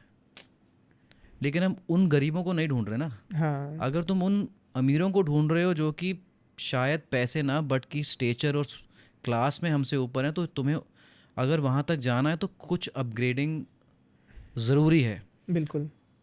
और जिस तरीके की सोसाइटी से हम सब आते हैं, अब मैं भी कोई बहुत एफ्लुएंट और इन्फ्लुएंशियल फैमिलीज़ हैं, मतलब मेरी फैमिली में कुछ जाने पहचाने लोग हैं, लेकिन वहाँ से मैं आता नहीं हूँ। तो मैंने भी लेकिन अपने आप पे बहुत काम किया है, अपने बात करने के तरीके पे, मेरी वोकैबुलरी पे, लहजे पे, बॉडी लैंग्वेज पे, कपड़े पहनने के तरीके पे बहुत काम किया है और जेन्युइनली काम किया है। और अगर मैं कुछ दे पाऊँ जिससे कि तुम्हें लगे कि हाँ अब हम थोड़े से एक कदम ऊपर उठे हैं, तो वो बुरा नहीं है। बिल्कुल। और ये बात प्रोफेशनली इसलिए ज़रूरी है कि जब हम एज अ टीम अपने आप को प्रेजेंट करते हैं ना, तो ऐसा नहीं लगना चाहिए कि इसकी टीम में वो एक बंदा बड़ा मस्त है। हाँ। वो मैं चाहता ही नहीं हूँ। अब फॉर्चुनेटली अनफॉर्चुनेटली शायद मेरी पर्सनालिटी थोड़ी ओवर पावरिंग इसलिए क्योंकि मैं शायद बिल्ट हूँ आर्मी के उसमें ढांचे में डला हूँ, स्टांस है, बात करने का तरीका है, थोड़ा सा कॉन्फिडेंस आ गया है अभी वक्त के साथ। लेकिन मैं अपनी टीम में ये नहीं चाहता कि हमारी टीम को कोई फैमिली देखे और उनको ऐसे पता लग जाए कि ये बंदा is the owner and rest of them are just slaves. Well it's I don't want to use मुलाजिम भी नहीं बोलना मुलाजिम ही चाहता। लगते आधे लोगों के फोटोग्राफर्स मैं की वो तो नहीं, टीम। मैं वो ही नहीं चाहता। हाँ। मैं चाहता हूँ कि अगर हम एक वेन्यू पे पहुंचे ना तो कोई ये पहचान ना पाए कि ये कंपनी का ओनर कौन है यार। मुझे ये टीम चाहिए। इसीलिए शायद एक जैसे हम ब्लूटूथ सिंक करते हैं ना, मैं चाहता हूँ सबके ब्लूटूथ सिंक हो जाएं आपस में। अब कई यंग हैं, जैसे नाम तो खैर नहीं लेना चाहिए, बेचारे बुरा मत जाए। कुछ लोग हैं जो वो आते तो इन बड़ी वेडिंग्स में हैं, बहुत एफ्लुएंट वेडिंग्स हैं, फैशनेबल लोग हैं। मुझे तो बताओ, काट दूंगा मैं बाद में। छोड़ना वो मतलब वो ज़रूरी नहीं है। वो ये लेसन इंपॉर्टेंट है। वो आते तो इतनी बड़ी लेकिन वो जाते कहाँ हैं वापस? हाँ। वो जाते अपने छोटे से गांव में, अपने छोटे से घर में, अपने गरीब, नॉट गरीब, लोअर मिडिल क्लास सोसाइटी में जाते हैं। हाँ। फिर उनको वो जर्नी तय करनी पड़ती है अगले शूट के लिए। तो मैं ये चाहता हूँ कि जब वो वापस जाएं तो वो कहीं पे कहीं अपने ही सोसाइटी को भी दे पाएँ, उनको भी वो प्राउड फीलिंग आएगी कि ये देखो कितना बेटर हो गया पहले से। जो मैं चाहता हूँ कि हर बार लेके आए वो है अपना पैशन हमारी टीम में। और जिस वजह से बाकी बहुत सारे ऐसे फोटोग्राफर्स और सिनेमाटोग्राफर्स हमारी टीम में हैं जो सिर्फ अपने पैशन पे हैं। बिल्कुल। बट वो कहीं इम्प्रूव होना नहीं चाह रहे कई चीज़ों में जो मैं कोशिश करता हूँ। और कई हैं जो इतने एब्जॉर्बिंग हैं कि उनकी पर्सनालिटी ही बदल चुकी है फॉर द बेटर। अब मैं कोई नहीं हूँ ये बोलने वाला कि हाँ तू पहले से बेटर हो गया, पहले गंदा था। उसको खुद एहसास आ रहा है, वो बता मेरे लिए बहुत है। बट क्यों ज़रूरी है वो ये है कि जहाँ हम जा रहे हैं शूट करने, उनको ये नहीं लगना चाहिए एक भी सेकंड के लिए कि हम इज़्ज़त के काबिल नहीं हैं, जो कि फ़ोटोग्राफी वर्ल्ड में एक बहुत बड़ा प्रॉब्लम है, इंडिया ये में डार्क स्पेशली। ट्रुथ में गिना जाता है कि मतलब फोटोग्राफर की वैल्यू पता नहीं क्यों नहीं रहेगी। हमने ना ये पैशन से शुरू किया था, लेकिन नहीं कभी समझते कभी लोग। किसी किसी स्टेज पे ऐसा और लगता है। और उसका एक कारण है कि हम शायद कहीं ना कहीं इतने प्रिटेंशियस हैं अपने अपने ज़िंदगियों में। मैं कई ऐसे फोटोग्राफर्स को जानता हूँ जो डेलिबरेटली मीटिंग्स पे अपनी ऑडी और अपनी मर्सिडीज़ लेके जाते हैं, हम्म दिखाने के लिए कि हम भी रुतबेदार हैं। हम्म वो सही है एक तरीके से उनके लिए, बिजनेस पर्सपेक्टिव के लिए। उनको बड़े क्लाइंट तभी मिलेंगे जब बिल्कुल उनको बराबरी दिखेगी। बिल्कुल। लेकिन ये गलत है उस लिहाज से कि ये क्लाइंट फोटोग्राफर को सोच ही क्यों रहा है कि वो इसके काबिल नहीं है कि हमारे साथ बैठ के बात कर पाए। हम्म मैं कई क्लाइंट को साफ ये बताता हूँ कि वेडिंग ख़त्म होने के बाद आपका प्लानर चला जाएगा, हम्म बहुत बेहतरीन प्लानर्स हैं वो चले जाएंगे, डेकोरेटर चला जाएगा, शेफ चले केटरर चला जाएंगे। सब चला जाएगा। और जो रह जाएंगे ना आपकी शादी टिकने तक या आपकी ज़िंदगी टिकने तक, वो रह जाएंगी वो तस्वीरें और वो फिल्म। और वही एक ऐसा, और वो वेंडर वर्ड ही गलत है उनके लिए, वो आर्टिस्ट, बिल्कुल वो उनका आउटपुट ही एक ऐसा आउटपुट है जिसमें सबसे ज़्यादा कॉम्प्रोमाइज़ लोग करते हैं। हमें, तुम्हें याद है कई ऐसी वेडिंग्स हैं जहाँ पे मुझे खाने की डिस्कशन करनी पड़ी है बिल्कुल। और फिर हमने छोड़ भी दिए और वो। मैंने छोड़ दी वेडिंग वो। और मुझे कई बार ये भी बोला कि आप खा लेना हमारे साथ, बाकी टीम नहीं खा पाएगी। तो मैंने वो वेडिंग ली नहीं, कि अगर आप हमारे को बराबरी पे ही नहीं रख पा रहे हो। ये तो मैं अच्छे से जानता हूँ। एक लुधियाना में स्पेशली वेडिंग करने गया था, जिसमें कि सिर्फ मैं ही सारा चीज़ें कंट्रोल कर रहा था। देन वहाँ पे ऐसा सीन हुआ था, आपने बोल दिया था कि आकाश अभी के अभी पैक करो और वापस घर आ जाओ। बिल्कुल, मैं कर मैं दूंगा अच्छे से पूरा जानता हूँ इस एडवांस चीज़ को। वापस। वो इसलिए ज़रूरी है कि हमें अगर एक जगह एक स्टेचर अगर बनाना है तो हम सब सामान्य दिखने चाहिए। बिल्कुल एक बराबरी बहुत ज़रूरी है मेरे लिए। वो अब लोगों को ये आंसर प्रिटेंशियस लगे, फिलोसॉफिकल लगे, ये सच है। मैं एक भी वेडिंग में नहीं घुसना चाहता जिसमें लोग मुझे बोले भाई आप मालिक हो, बाकी लोग आपके सईज़ हैं या मुलाजिम हैं। वो चाहिए ही नहीं मुझे। हाँ, मैं गुस्सा ज़रूर करके तुम्हें एहसास दिला दूंगा कि तुम भाई जूते खाने के लायक हो। तुम्हारे भी ये, जैसे अभी हम लोग सजारा में शूट कर रहे तो शरीफ भाई ने शरीफ भाई घबरा गए थे रात को। मैं इतना गुस्सा हो गया था कि तुमने ये पर्टिकुलर चीज़ 4K में क्यों नहीं करी। वो कुछ ही हुआ था तो उस टाइम वो बेचारा बोला आप शांत हो जाओ भैया, हो जाएगा। वो शहरी संभाल लेता है, कोई दूसरा होता तो वो छोड़ के चल देगा वहाँ से। बिल्कुल। तो ये शायद ये ना मैंने फील किया है, ये हम लोग ना एक फैमिली बन चुके हैं, हम टीम रह नहीं गए। हाँ, हम कुछ लोग ऐसे हैं, मतलब जो हम पिछले 6-7 सालों से 8 सालों से हम इकट्ठे ही हैं, तो हम ना वो फील ही नहीं आता कि हम टीम है। हमें हमेशा लगता है कि हाँ फैमिली है, भाई भाई भाई भाई रहती है वो हमेशा। अलग बात है कि तुमने पता नहीं कहाँ के पॉडकास्ट शुरू कर दिए हैं। कभी कभी नहीं नहीं, वो वर्ड्स नहीं बोल रहे, वो चीजें नहीं बोलनी। जोड़ों में दर्द का कहानी, बाल उगा लो और खाज मिटा लो, पता नहीं ये काट देना।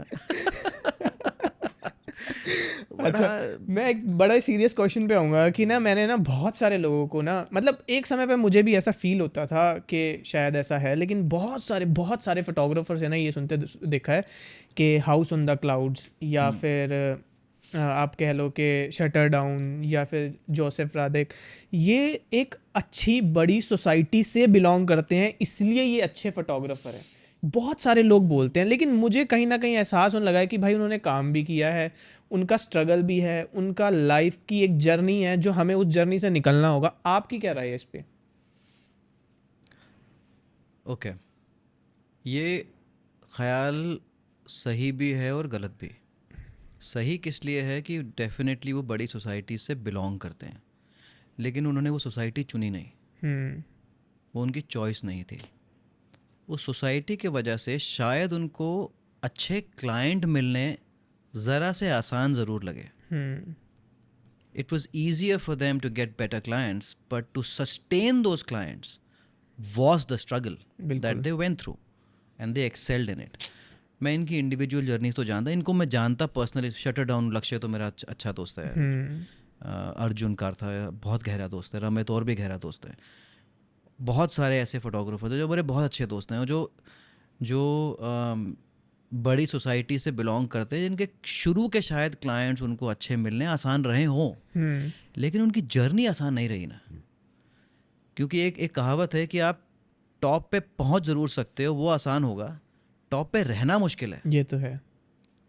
तो अगर हाउस ऑन क्लाउड्स आज किसी एक पर्टिकुलर रुतबे पे है, किसी एक ऊंचाई पे है, तो चाहे उनकी वहाँ तक पहुँचने की जर्नी रिलेटिवली इजी रही हो, जो मैं नहीं जानता, लेकिन वहाँ पे रहना जिस तरीके से वो सस्टेन कर पा रहे हैं, वो सीखने काबिल तारीफ़ है। क्योंकि उनके काम को अब कोई ये नहीं कह सकता यार ये तो एवरेज बिलो एवरेज काम है, बिल्कुल। फिर भी लगे पड़े हैं, वो नहीं कह सकते। क्योंकि उनकी हर आउटपुट में एक फिनेस है जो कि हम लोग सब उनका नाम ही इसलिए अब इस पॉडकास्ट में भी हम उनका नाम इसलिए ले रहे हैं कि हम जानते हैं देर एट दैट स्टेज। हाँ, कुछ उखाड़ा है उन्होंने, कुछ उन्होंने किया है, there at that stage. Ramit को मैं पर्सनली जानता हूँ, रमित की जर्नी मैंने देखी है। रमित ने शायद पहली जो मेरी शादी की जो एक दो अच्छी तस्वीरें हैं शादी के बाद एक की, दो अच्छी हाँ, क्योंकि अगर मैं तुम्हारे को अपनी शादी के एल्बम दिखाऊंगा तो तुम ये पॉडकास्ट अभी बंद कर दो कि मेरे को आधे लोग इंस्टाग्राम पे ब्लॉक कर देंगे। क्योंकि मेरी शादी के एल्बम पे मैं गुलाब के फूल पे खड़ा हूँ अपनी बीवी के साथ। तो जो एक आध जो अच्छी तस्वीरें हैं वो बतराने लिए हैं, वो शादी के बाद की तस्वीरें हैं, थोड़े से बाद की। शादी के तो है ही नहीं, बर्बाद है। अब कई ऐसी कहानियां हैं जो कि इन तकमों से नहीं आते, मैं हाई सोसाइटी से नहीं आते, लेकिन क्या ही काम है उनका आज। अब मैं किसी का नाम नहीं लेना चाहता वरना कोई ऑफेंड ना हो जाए कि तूने हमारे को कैसे बोला कि हम छोटी सोसाइटी से आते हैं और अब बड़े हैं। मैं किसी का नाम नहीं लूँगा, लेकिन कई ऐसे फोटोग्राफर जिनको मैं बहुत पर्सनली जानता हूँ और I really truly love their work. They don't come from the societies, वो आते हैं छोटी जगहों से, लेकिन उन्होंने वो रास्ता तय बहुत जल्द किया। वो जर्नी उनकी बड़ी रैपिड रही है। शायद सीखने में उनको मदद मिली, या उन्होंने वो रास्ता तय करना आसान लगा, या मेंटर्स अच्छे मिले, लेकिन उन्होंने वो रास्ता बहुत जल्दी तय किया। और आज वो जिस मकाम पे हैं वहाँ पे शायद वो सोसाइटी से आते नहीं हैं, लेकिन वहाँ पे वो हैं। और जो तुम्हारा एक्चुअली कंसर्न ये है कि क्या उनको काम, या क्या उनको काम मिलना आसान है। हाँ, अब बड़े क्लाइंट्स भी तो बड़े ही फोटोग्राफर्स ढूंढेंगे ना।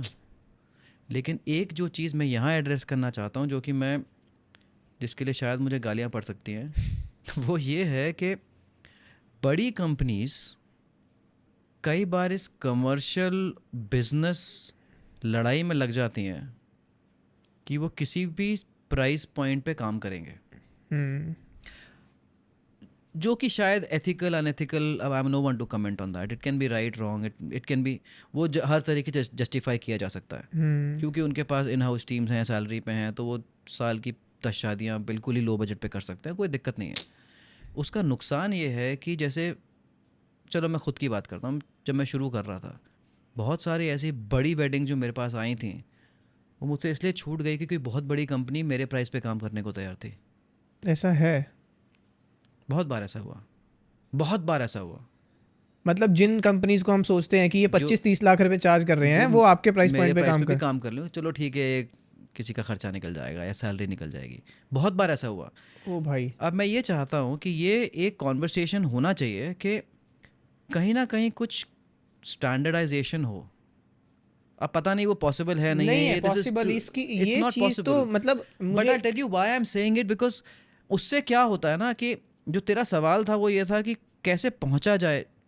कुछ यंग फोटोग्राफर्स अगर आगे पहुंचना भी चाह रहे हैं तो कोई क्लाइंट किसी इनएक्सपीरियंस बट गुड फोटोग्राफर को क्यों हायर करेगा कि जब उसी को उसी दाम पे एक बहुत बड़ी कंपनी अपनी सर्विसेज दे रही है, एक्सपीरियंस्ड। वहां पे तुमने उस फोटोग्राफर की जर्नी ही खत्म कर दी। अब people may disagree with me on this, but I never cared. I mean, I don't give a fuck about it. But this is actually true. Man, I am suffered because of it. अब मैं आज खुल के इसलिए बात कर रहा हूँ because अब मैं रिटायर्ड हूँ और मैं अब प्रोफेशनली इसमें हूँ। बट कई बार ये मेरे लिए भी एक बहुत बड़ा एक सोर पॉइंट रहा है। बट मैं समझता हूँ इस बात, क्योंकि कई बार हमें भी वो एज अ कंपनी ना, मुझे भी वो ग्रीड आती है यार, ले लेता हूँ ये वेडिंग कितनी बढ़िया। जैसे अभी हम लोग मुझे एक वेडिंग आई थी, this was a wedding in I think in Thailand, okay जो मुझे एक्सपोजर में पे करना चाह रहे थे। ओके मतलब आपके प्रोफाइल पे हमारी वेडिंग, मतलब मेरे प्रोफाइल पे आपका बिल नहीं आएगा ना तो मेरे घर में जो बिजली का बिल आएगा वो आपके एक्सपोजर से नहीं जाएगा तो वो वेडिंग मैंने छोड़ दी, क्योंकि अब मैं अगर उसमें कम करता, अब शायद वो जिसको मिली है वो बेचारा स्ट्रगलिंग फोटोग्राफर हो, उसको अब फॉरेन की वेडिंग एक मिल गई, वो शायद कम में खुशी में कर ले, लेकिन वो बहुत पैशनेटली करेगा। लेकिन जो पॉइंट है ये बोलने का कि अगर आपको ऐसी कोई अपॉर्चुनिटी मिल रही है ना, देन उसको निभाओ पूरे तरीके से। फिर उसमें आप वो कंजूसी मत करो कि अब हाँ अब तो हम बड़े फोटोग्राफर बन गए हैं, बड़ी वेडिंग मिल गई, अब तो रुतबे में हम, तो उनके बात करने का लहजा और बॉडी लैंग्वेज एक ही साल में बदल जाती है। तो आई थिंक ये जो टॉप कंपनीज के आप नाम ले रहे हैं, they are not there because of their society. They may have found it easier in the start, शुरू में, but to sustain that is just pure talent, passion and hard work. तुम उनके लिए वो चीज़ डिस्काउंट नहीं कर सकते। अब एग्जाम्पल हर तरीके के हैं, बट जो आपने नाम लिए, there I can tell you this is what I feel about them, this is, मैं ये सोचता हूँ उनके बारे में। यंग फोटोग्राफर्स को लेके, यंग नहीं कहूँगा मैं, मतलब जो भी न्यू कमर्स हैं फोटोग्राफी में, उनको लेके आपको क्या कहना है? कुछ नहीं, वो कुछ नहीं कुछ नहीं कहना मुझे नहीं चाहिए अपने कमेंट में गंदी गंदी गालियाँ अरे नहीं, मतलब यार, आप क्या राय देना चाहोगे उनको? कुछ राय वाय कुछ नहीं, मैं राय देने के काबिल नहीं हूँ। मेरी खुद की, मैं काफ़ी यंग हूँ, मेरी अभी 24 साल मेरी उम्र है। 24 साल? रिवर्स कर ले, उसमें 42 हो गई, उसमें 3 साल और जोड़ ले 45 हो गई उसमें 6 महीने और जोड़ ले बस 24 से 45.5। ये जो यंग फोटोग्राफर्स का एक जो हुजूम है ना, हुजूम मतलब क्राउड, ये यंग फोटोग्राफर्स का जो हुजूम है वो इतना ज़्यादा है। अब मैंने कई बार ये बोला भी है कि शायद ये सिर्फ फोटोग्राफर्स इसलिए हैं कि this is the easiest thing to do. Photography, wedding photography एक तरीके से सबसे आप आसान। ये कह रहे हो? सुनो, वो उसका एक रीज़न है, क्योंकि अभी इंस्टाग्राम, लोगों के वेबसाइट्स, ऑनलाइन प्रेजेंस इतना आसानी से सब कुछ अवेलेबल है हाँ, कि अगर आप एक स्क्रीनशॉट्स का ही एक 100-200 फोटोज़ का स्क्रीनशॉट का ही बैंक बना लो और उन्हीं को एक वेडिंग में इम्प्लीमेंट कर दो, तो बन गई आपकी अच्छी प्रोफाइल। और आप 50,000 दिन से 2 लाख दिन में 3 महीने में जा सकते हो। यंग फोटोग्राफर से अगर मैं कुछ कहना भी चाहूँ तो ये कहना चाहता हूँ कि एक तो अपने आप को झूठ मत बोलो भी, लेकिन जिसके साथ तुम काम कर रहे हो उसको झूठ मत बोलो। अपने आप को उतना ही दिखाओ जितने एक्चुअली तुम हो। ये मैंने देखा है कि मेरे पास ना, जब मैं किसी को ढूंढ रहा होता हूँ, कोई नए फोटोग्राफर को, तो प्रोफाइल जो आती है और जब काम होता है तो बहुत डिफरेंट होता है। बहुत डिफरेंस होता है। मुझे भी कितनी बार मैसेजेस आते हैं जैसे, hi my name is XYZ, I'm a passionate photographer who belong to this genre of photography, and I would like to work in your prestigious company to gain more experience, and I am assuring you that I can be very fruitful to the organization. Corporate वाला पूरा पढ़ा मैंने नीचे बोला, where are you based? भैया मैं सोनीपत में रहता हूँ चैट जीपीटी मैंने जेन्युइनली उसको बोला कॉल कर, और मुझे कोई लेना देना नहीं है उससे, और ये सच बात है, ये एक्चुअली मैं सिर्फ शो ऑफ के लिए नहीं कह रहा हूँ। मैंने उससे बोला, देख भाई, बहुत खूबसूरत बात है कि तुम फोटोग्राफर बनना चाहते हो, वो बन रहे हो, और अगर तुम अपना इंट्रोडक्शन ऐसे दे रहे हो और उसके बाद तुम उसको सस्टेन नहीं कर पा रहे ना, तो मैं तुम्हारे से बात नहीं करूँगा। किसी के पास इतना वक्त नहीं है। मैं तुम्हें इसलिए कॉल कर रहा हूँ कि शायद कोई और तुम्हें कॉल बैक नहीं करेगा। अगर तुम अंग्रेज़ी नहीं जानते तो हिंदी साफ जानो। बिल्कुल, अभी मैं हिंदी में और उर्दू में मिक्स करके बोल रहा हूँ। अगर मैं पूरी शुद्ध हिंदी बोलना चाहूँ तो मैं पूरी शुद्ध हिंदी भी कह सकता हूँ बिना अंग्रेज़ी का एक भी शब्द इस्तेमाल किए। तुम्हारे को मेरे पूरे इस वार्तालाप में कहीं भी एक अंग्रेज़ी का शब्द मिलेगा नहीं। लेकिन अगर मैं कहना चाहूँ तो I can also talk in a very polished way in English, but I worked on it. तो अगर तुम हिंदी बोलना चाह रहे हो तो साफ हिंदी सीखो, वो हिंदी आसान है तुम्हारे लिए। बिल्कुल।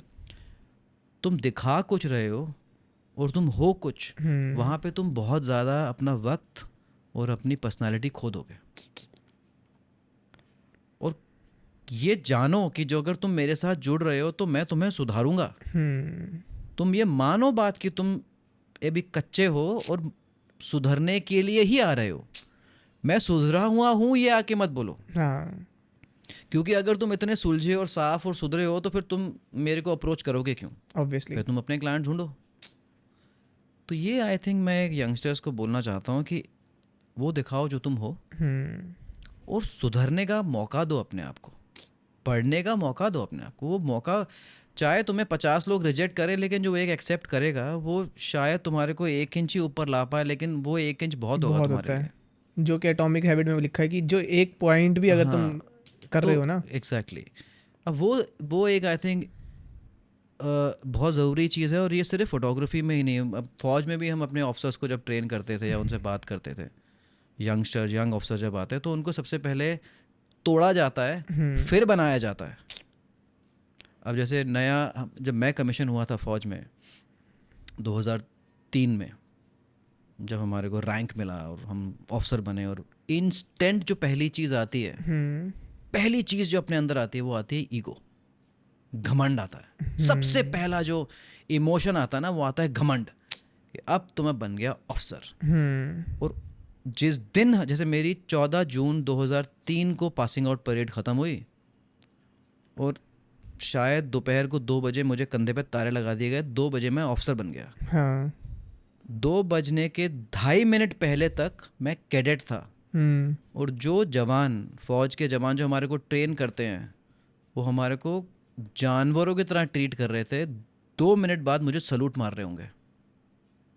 वही मेरे ट्रेनर्स, वही ट्रेनर्स, क्योंकि वो होते हैं फौज के जवान। हाँ वो वहाँ पे एकेडमी में एज ट्रेनर्स आते हैं। हाँ वो हमारे को कैडेट और जेंटलमैन कैडेट और जीसी तू गधा है, तू कद्दू है, ये बोलते हैं।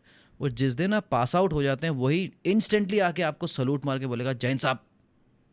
ओके। तो एक यंग ऑफिसर, 22 साल का लड़का, उसके जहन में 1 मिनट में घमंड आता है बिल्कुल। कि अब आया ना तू औकात में। हाँ तो जब वो ऑफिसर कमीशन होके एकेडमी से यूनिट आता है तो हम उसका वो घमंड तोड़ते हैं, पहले तोड़ते हैं। अच्छा।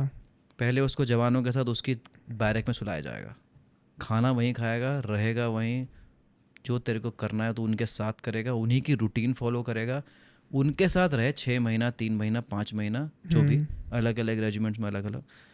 एक बार तेरा घमंड टूटेगा ना, फिर तुझे पता लगेगा कि उनकी ज़िंदगी तुझसे करीबन 100 गुना ज़्यादा मुश्किल है। क्योंकि जो सबसे आसान चीज़ फौज में मिलती है ना, वो मिलती है इज्जत। वो तुम्हें कमानी नहीं पड़ती, रैंक से मिलती है। रैंक से मिल जाए वो इज्जत तुम्हें मिल जाएगी। हाँ लेकिन उसको रखना उस स्टेचर पे, जो मैंने आंसर दिया फोटोग्राफी फील्ड में, कि वहाँ पे रहना मुश्किल है टॉप पे, उसी तरीके से वो कमाई हुई इज्जत को रखना उस लेवल पे उतना मुश्किल है। तो आसानी से तुम्हारे को ईगो मिल गया तो हमने उस ईगो को पहले उसको तोड़ते हैं। वही चीज़ यंगस्टर्स को शायद कहीं ना कहीं हम फोटोग्राफी में, एटलीस्ट मैं करना चाहूँगा कि अगर कोई यंग पैशनेट फोटोग्राफर आ रहा है तो first I will break you down मेरे एक्सपीरियंस के हिसाब से। अब मैं भी कोई प्रोफेशनली ट्रेंड फोटोग्राफर, कोई डिग्री डिप्लोमा होल्डर तो हूँ नहीं, बट एक्सपीरियंस्ड में इतना रिच हूँ कि शायद मैं तुम्हारे को कुछ हद तक बढ़ा पाऊँ। मैं कोशिश कर रहा हूँ कि मैं ये साउंड ना करूँ कि मैं बड़ा बहुत फैंसी आदमी। I am trying to be as and I am being genuinely modest about this, but this is very important for youngster. ये बहुत ज़रूरी है ये यंग लोगों को सीखना, कि अपने ईगो को ना उतना ही रखो जितना कि तुम्हारी पर्सनालिटी पे शोभा देगा। हाँ। बस उसके अलावा कुछ नहीं है। आपका फर्स्ट, जब आपको वेडिंग फोटोग्राफी में आपको फर्स्ट अवार्ड मिला था, तो क्या फीलिंग थी? मतलब अब जैसे आपने बात करी ना ईगो और सब चीज़ों की, मतलब कहीं ना कहीं दिमाग में आता है कि अब यार हाँ अब दिखाएंगे हम दुनिया को कि भाई अब हम फोटोग्राफर हैं, या कुछ ऐसा कुछ मतलब दिमाग में चल रहा था? वो तो कंट्रोवर्शियली हो गई है, बिकॉज 1 साल मिल गया और 2 साल मिला भी नहीं ना। तो 2 साल जिस दिन साल नहीं मिला ना, I would like to focus on that. नहीं मिला तो क्यों नहीं मिला, क्यों नहीं मिला? मेरे हिसाब से तो अगले 2 साल का काम मेरा ज़्यादा बेहतर था। हाँ। उसके कई कारण हो सकते हैं कि लोग तो वो तो कंट्रोवर्शियल है, कारण तो सबको क्यों पता है नहीं वो। मिला, कहाँ नहीं मिला। अब अवार्ड मिला, I can only be thankful. Award winning photographer के साथ साथ ना, जो मैं अच्छे से जानता हूँ, आप एक अच्छे राइटर भी हो। मैं चाहूँगा कि कुछ ना कुछ मैं आज ज़रूर सुनूँ इस पॉडकास्ट पे आपका लिखा हुआ। तो ये आपका आखिरी पॉडकास्ट है। कोई बात नहीं। मैं कोई राइटर शाइटर नहीं हूँ, मैं बहुत ही प्रिटेंशियस आदमी हूँ। एक प्रिटेंशियस इसलिए बोलूँगा अपने आप को क्योंकि मैं बहुत सारी चीज़ें लोगों से इंस्पायर होके करता हूँ। जैसे जो मेरी ज़िंदगी में सबसे बड़ा इन्फ्लुएंस जिनका रहा है वो रही हैं कमला भसीन, मेरे पापा की बड़ी बहन। मैं बहुत जिनके अच्छे से जानता हूँ, और हाँ, शायद बहुत से लोग जो पॉडकास्ट बहुत देख रहे हैं, बहुत से लोग पूरी जानते हैं दुनिया उन्हें। जानती है उनको। आप गूगल करो, उनका नाम आपको दिख जाएगा। मेरी ज़िंदगी का सबसे बड़ा इन्फ्लुएंस उनसे रहा है और मैं बहुत प्राउड हूँ इस बात से कि वो मेरी इतनी करीबी रिश्तेदार थी। हम्म। एक तरीके से मैं बहुत ज़्यादा जगहों पे उनको एज माई मदर इंट्रोड्यूस करता हूँ, हम्म। बिकॉज मेरे मेरे लिए माँ का मतलब सिर्फ पैदा कर देना नहीं है। जिनसे सबसे ज़्यादा रूहानी तौर पे आप जुड़े हैं, जिनसे सबसे ज़्यादा आप सीखते हैं, जो आपको नर्चर करती हैं हम्म। ज़हनी तौर पे, साइकोलॉजिकल तौर पे, जो आपके उस वक्त में आपके साथ रहती हैं जब आप टूट रहे हो, तो वो शायद मेरे लिए एक ज़्यादा डेफिनेशन है माँ की। हम्म। ऑब्वियसली बहुत लकी हैं वो लोग जिनको ये सारी क्वालिटीज़ अपनी बायोलॉजिकल मदर में मिलती हैं, बट मुझे फॉर्चुनेटली उस डेफिनेशन के हिसाब से दो माएँ मिली। हम्म। एक थी कमला भसीन, जिनका मेरी ज़िंदगी का बहुत बड़ा हाथ है, बहुत ही बड़ा। और उनका गुज़रना was a big setback for me in a lot of ways. हम्म। और बट उनका गुज़रना was also a big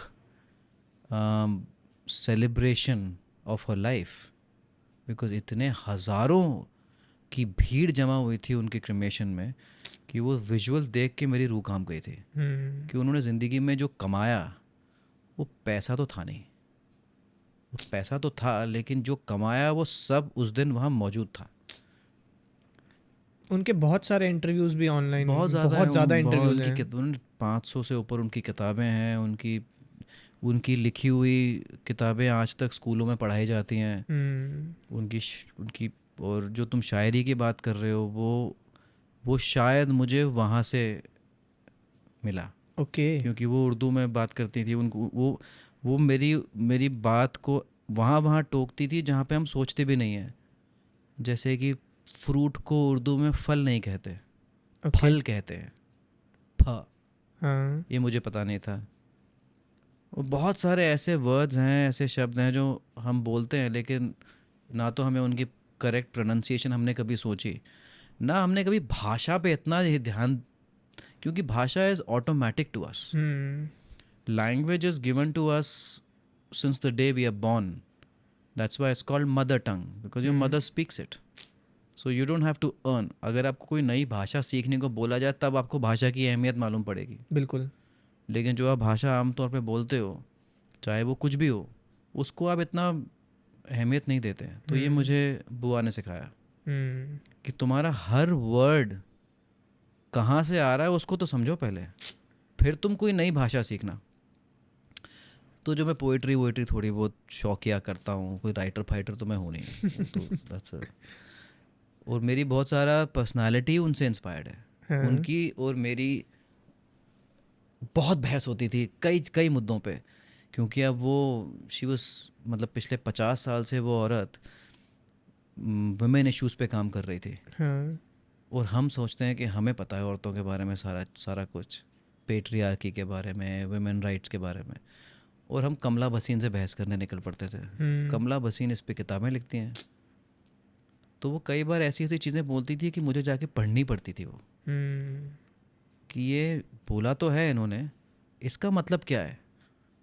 और उनकी एक बहुत खूबसूरत ये आदत थी, जैसे मैं ये किताबें बहुत पढ़ता हूँ, ये शायरी की, हाँ। जावेद अख्तर की, फैज़ की, गुलजार की, और पुराने जो शायर कवि रहे हैं, साहिर लुधियानवी मेरे हम्म। फेवरेट राइटर हैं। तो एक दफ़े मैं उनके घर पे था और अब उनके घरों में किताबें भरी पड़ी थी, हज़ारों किताबें उनके घर में। तो मैं उनके एक कमरे में जिसमें मैं रुका था उसमें मैं ज़मीन पे बैठे बैठे सो गया। ओके। एक किताब मेरे हाथ में थी, आई थिंक मैं उस टाइम पे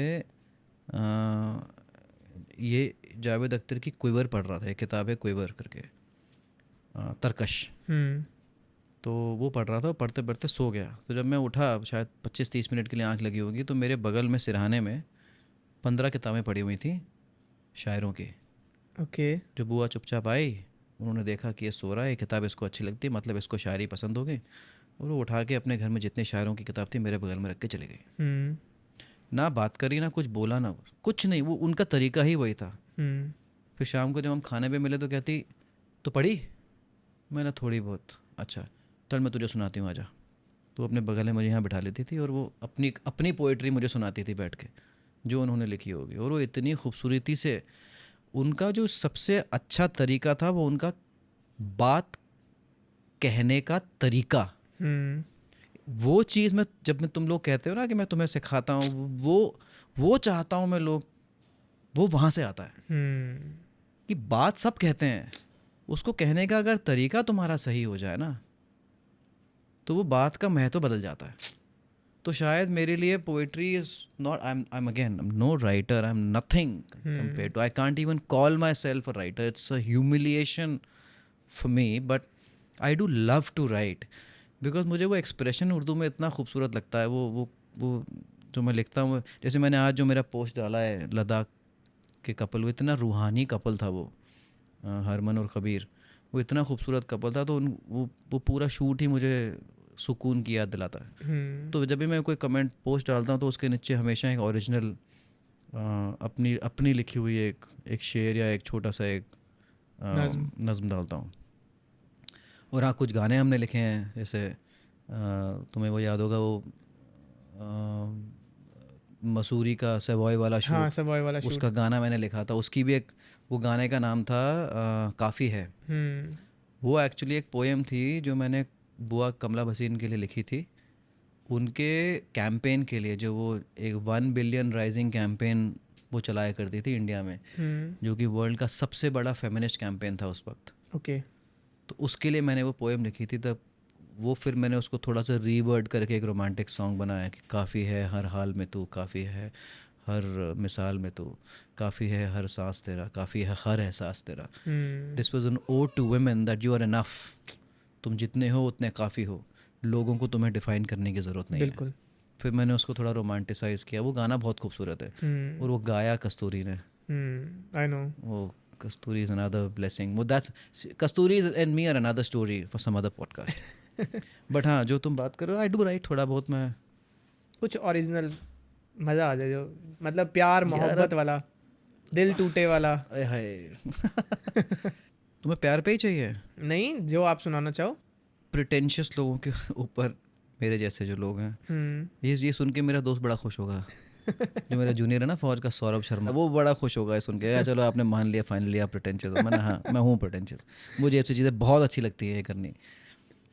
ओके, सो ये एक छोटी सी एक नज़्म है, नज़्म तो खैर क्या है, ये एक just a small poem in Urdu जो मैंने लिखी थी। मुझे ना कई बार ये कन्फ्यूजन होती है कि लोग इतने पॉजिटिव कैसे रहते हैं ज़िंदगी में। कुछ लोग होते हैं जो हर वक्त ही पॉजिटिव रहते हैं, कैसे रहते हैं? और कौन है ये लोग? ये कौन लोग हैं जो बस सवेरों की बातें करते हैं, ढलती शाम की तिरगी से डरते हैं और अंधेरों की बातें करते हैं। तिरगी मतलब ढलती शाम की जो सरसराहट होती है, थोड़ा अंधेरा हो गया और उसकी नाच, उसकी मूवमेंट।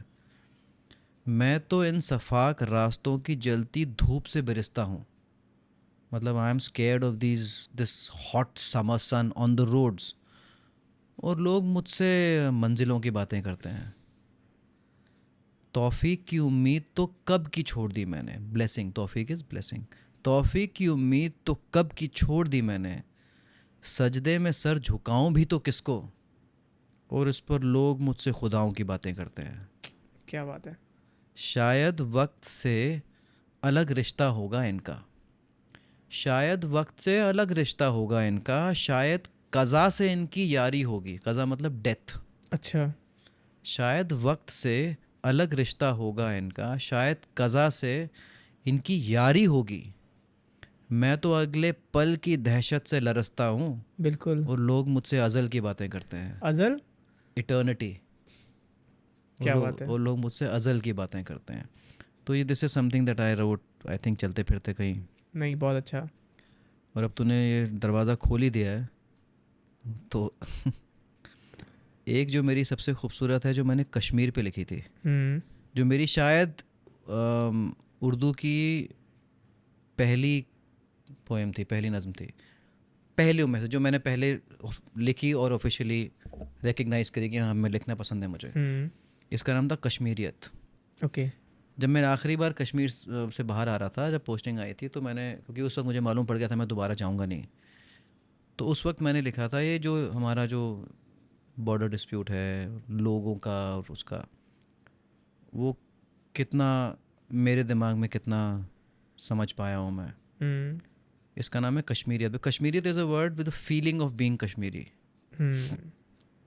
कुछ फ़र्क नहीं है सुरूर सुबह का, ना अलग है कोई रात, बर्फ़ वही है, धुंध वही और वही बरसात।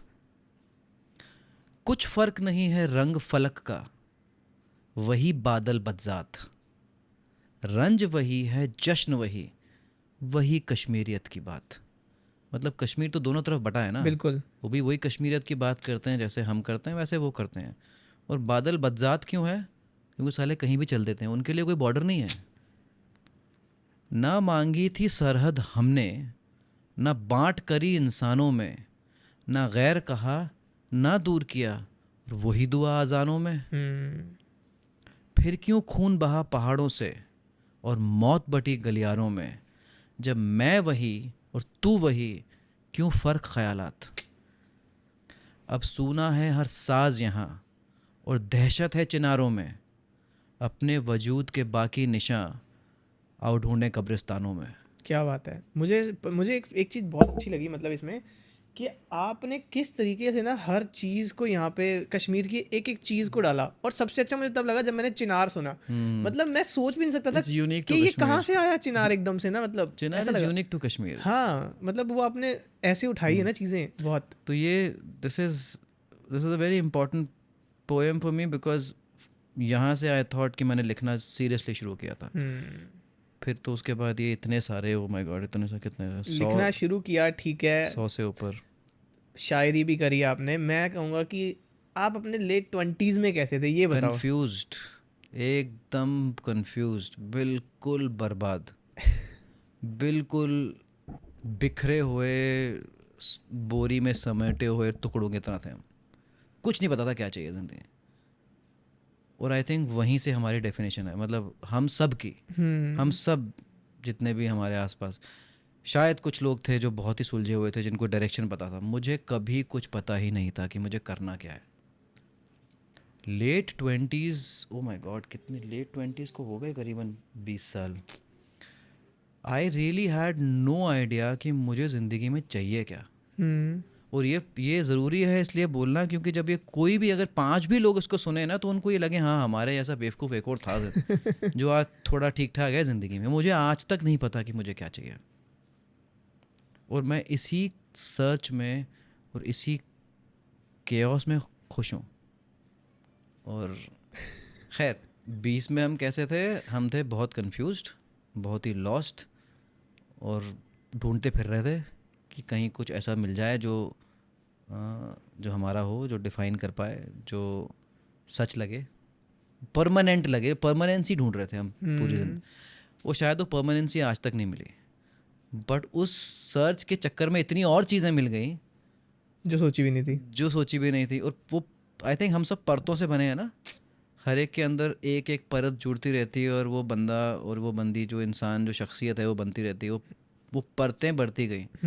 वो परतें इतनी सारी हो गई कि अब शायद उन परतों को एक एक एक ढांचे में ढालना मुझे ज़रूरी लगता भी नहीं है। वो परतों में ही चलने दो ज़िंदगी।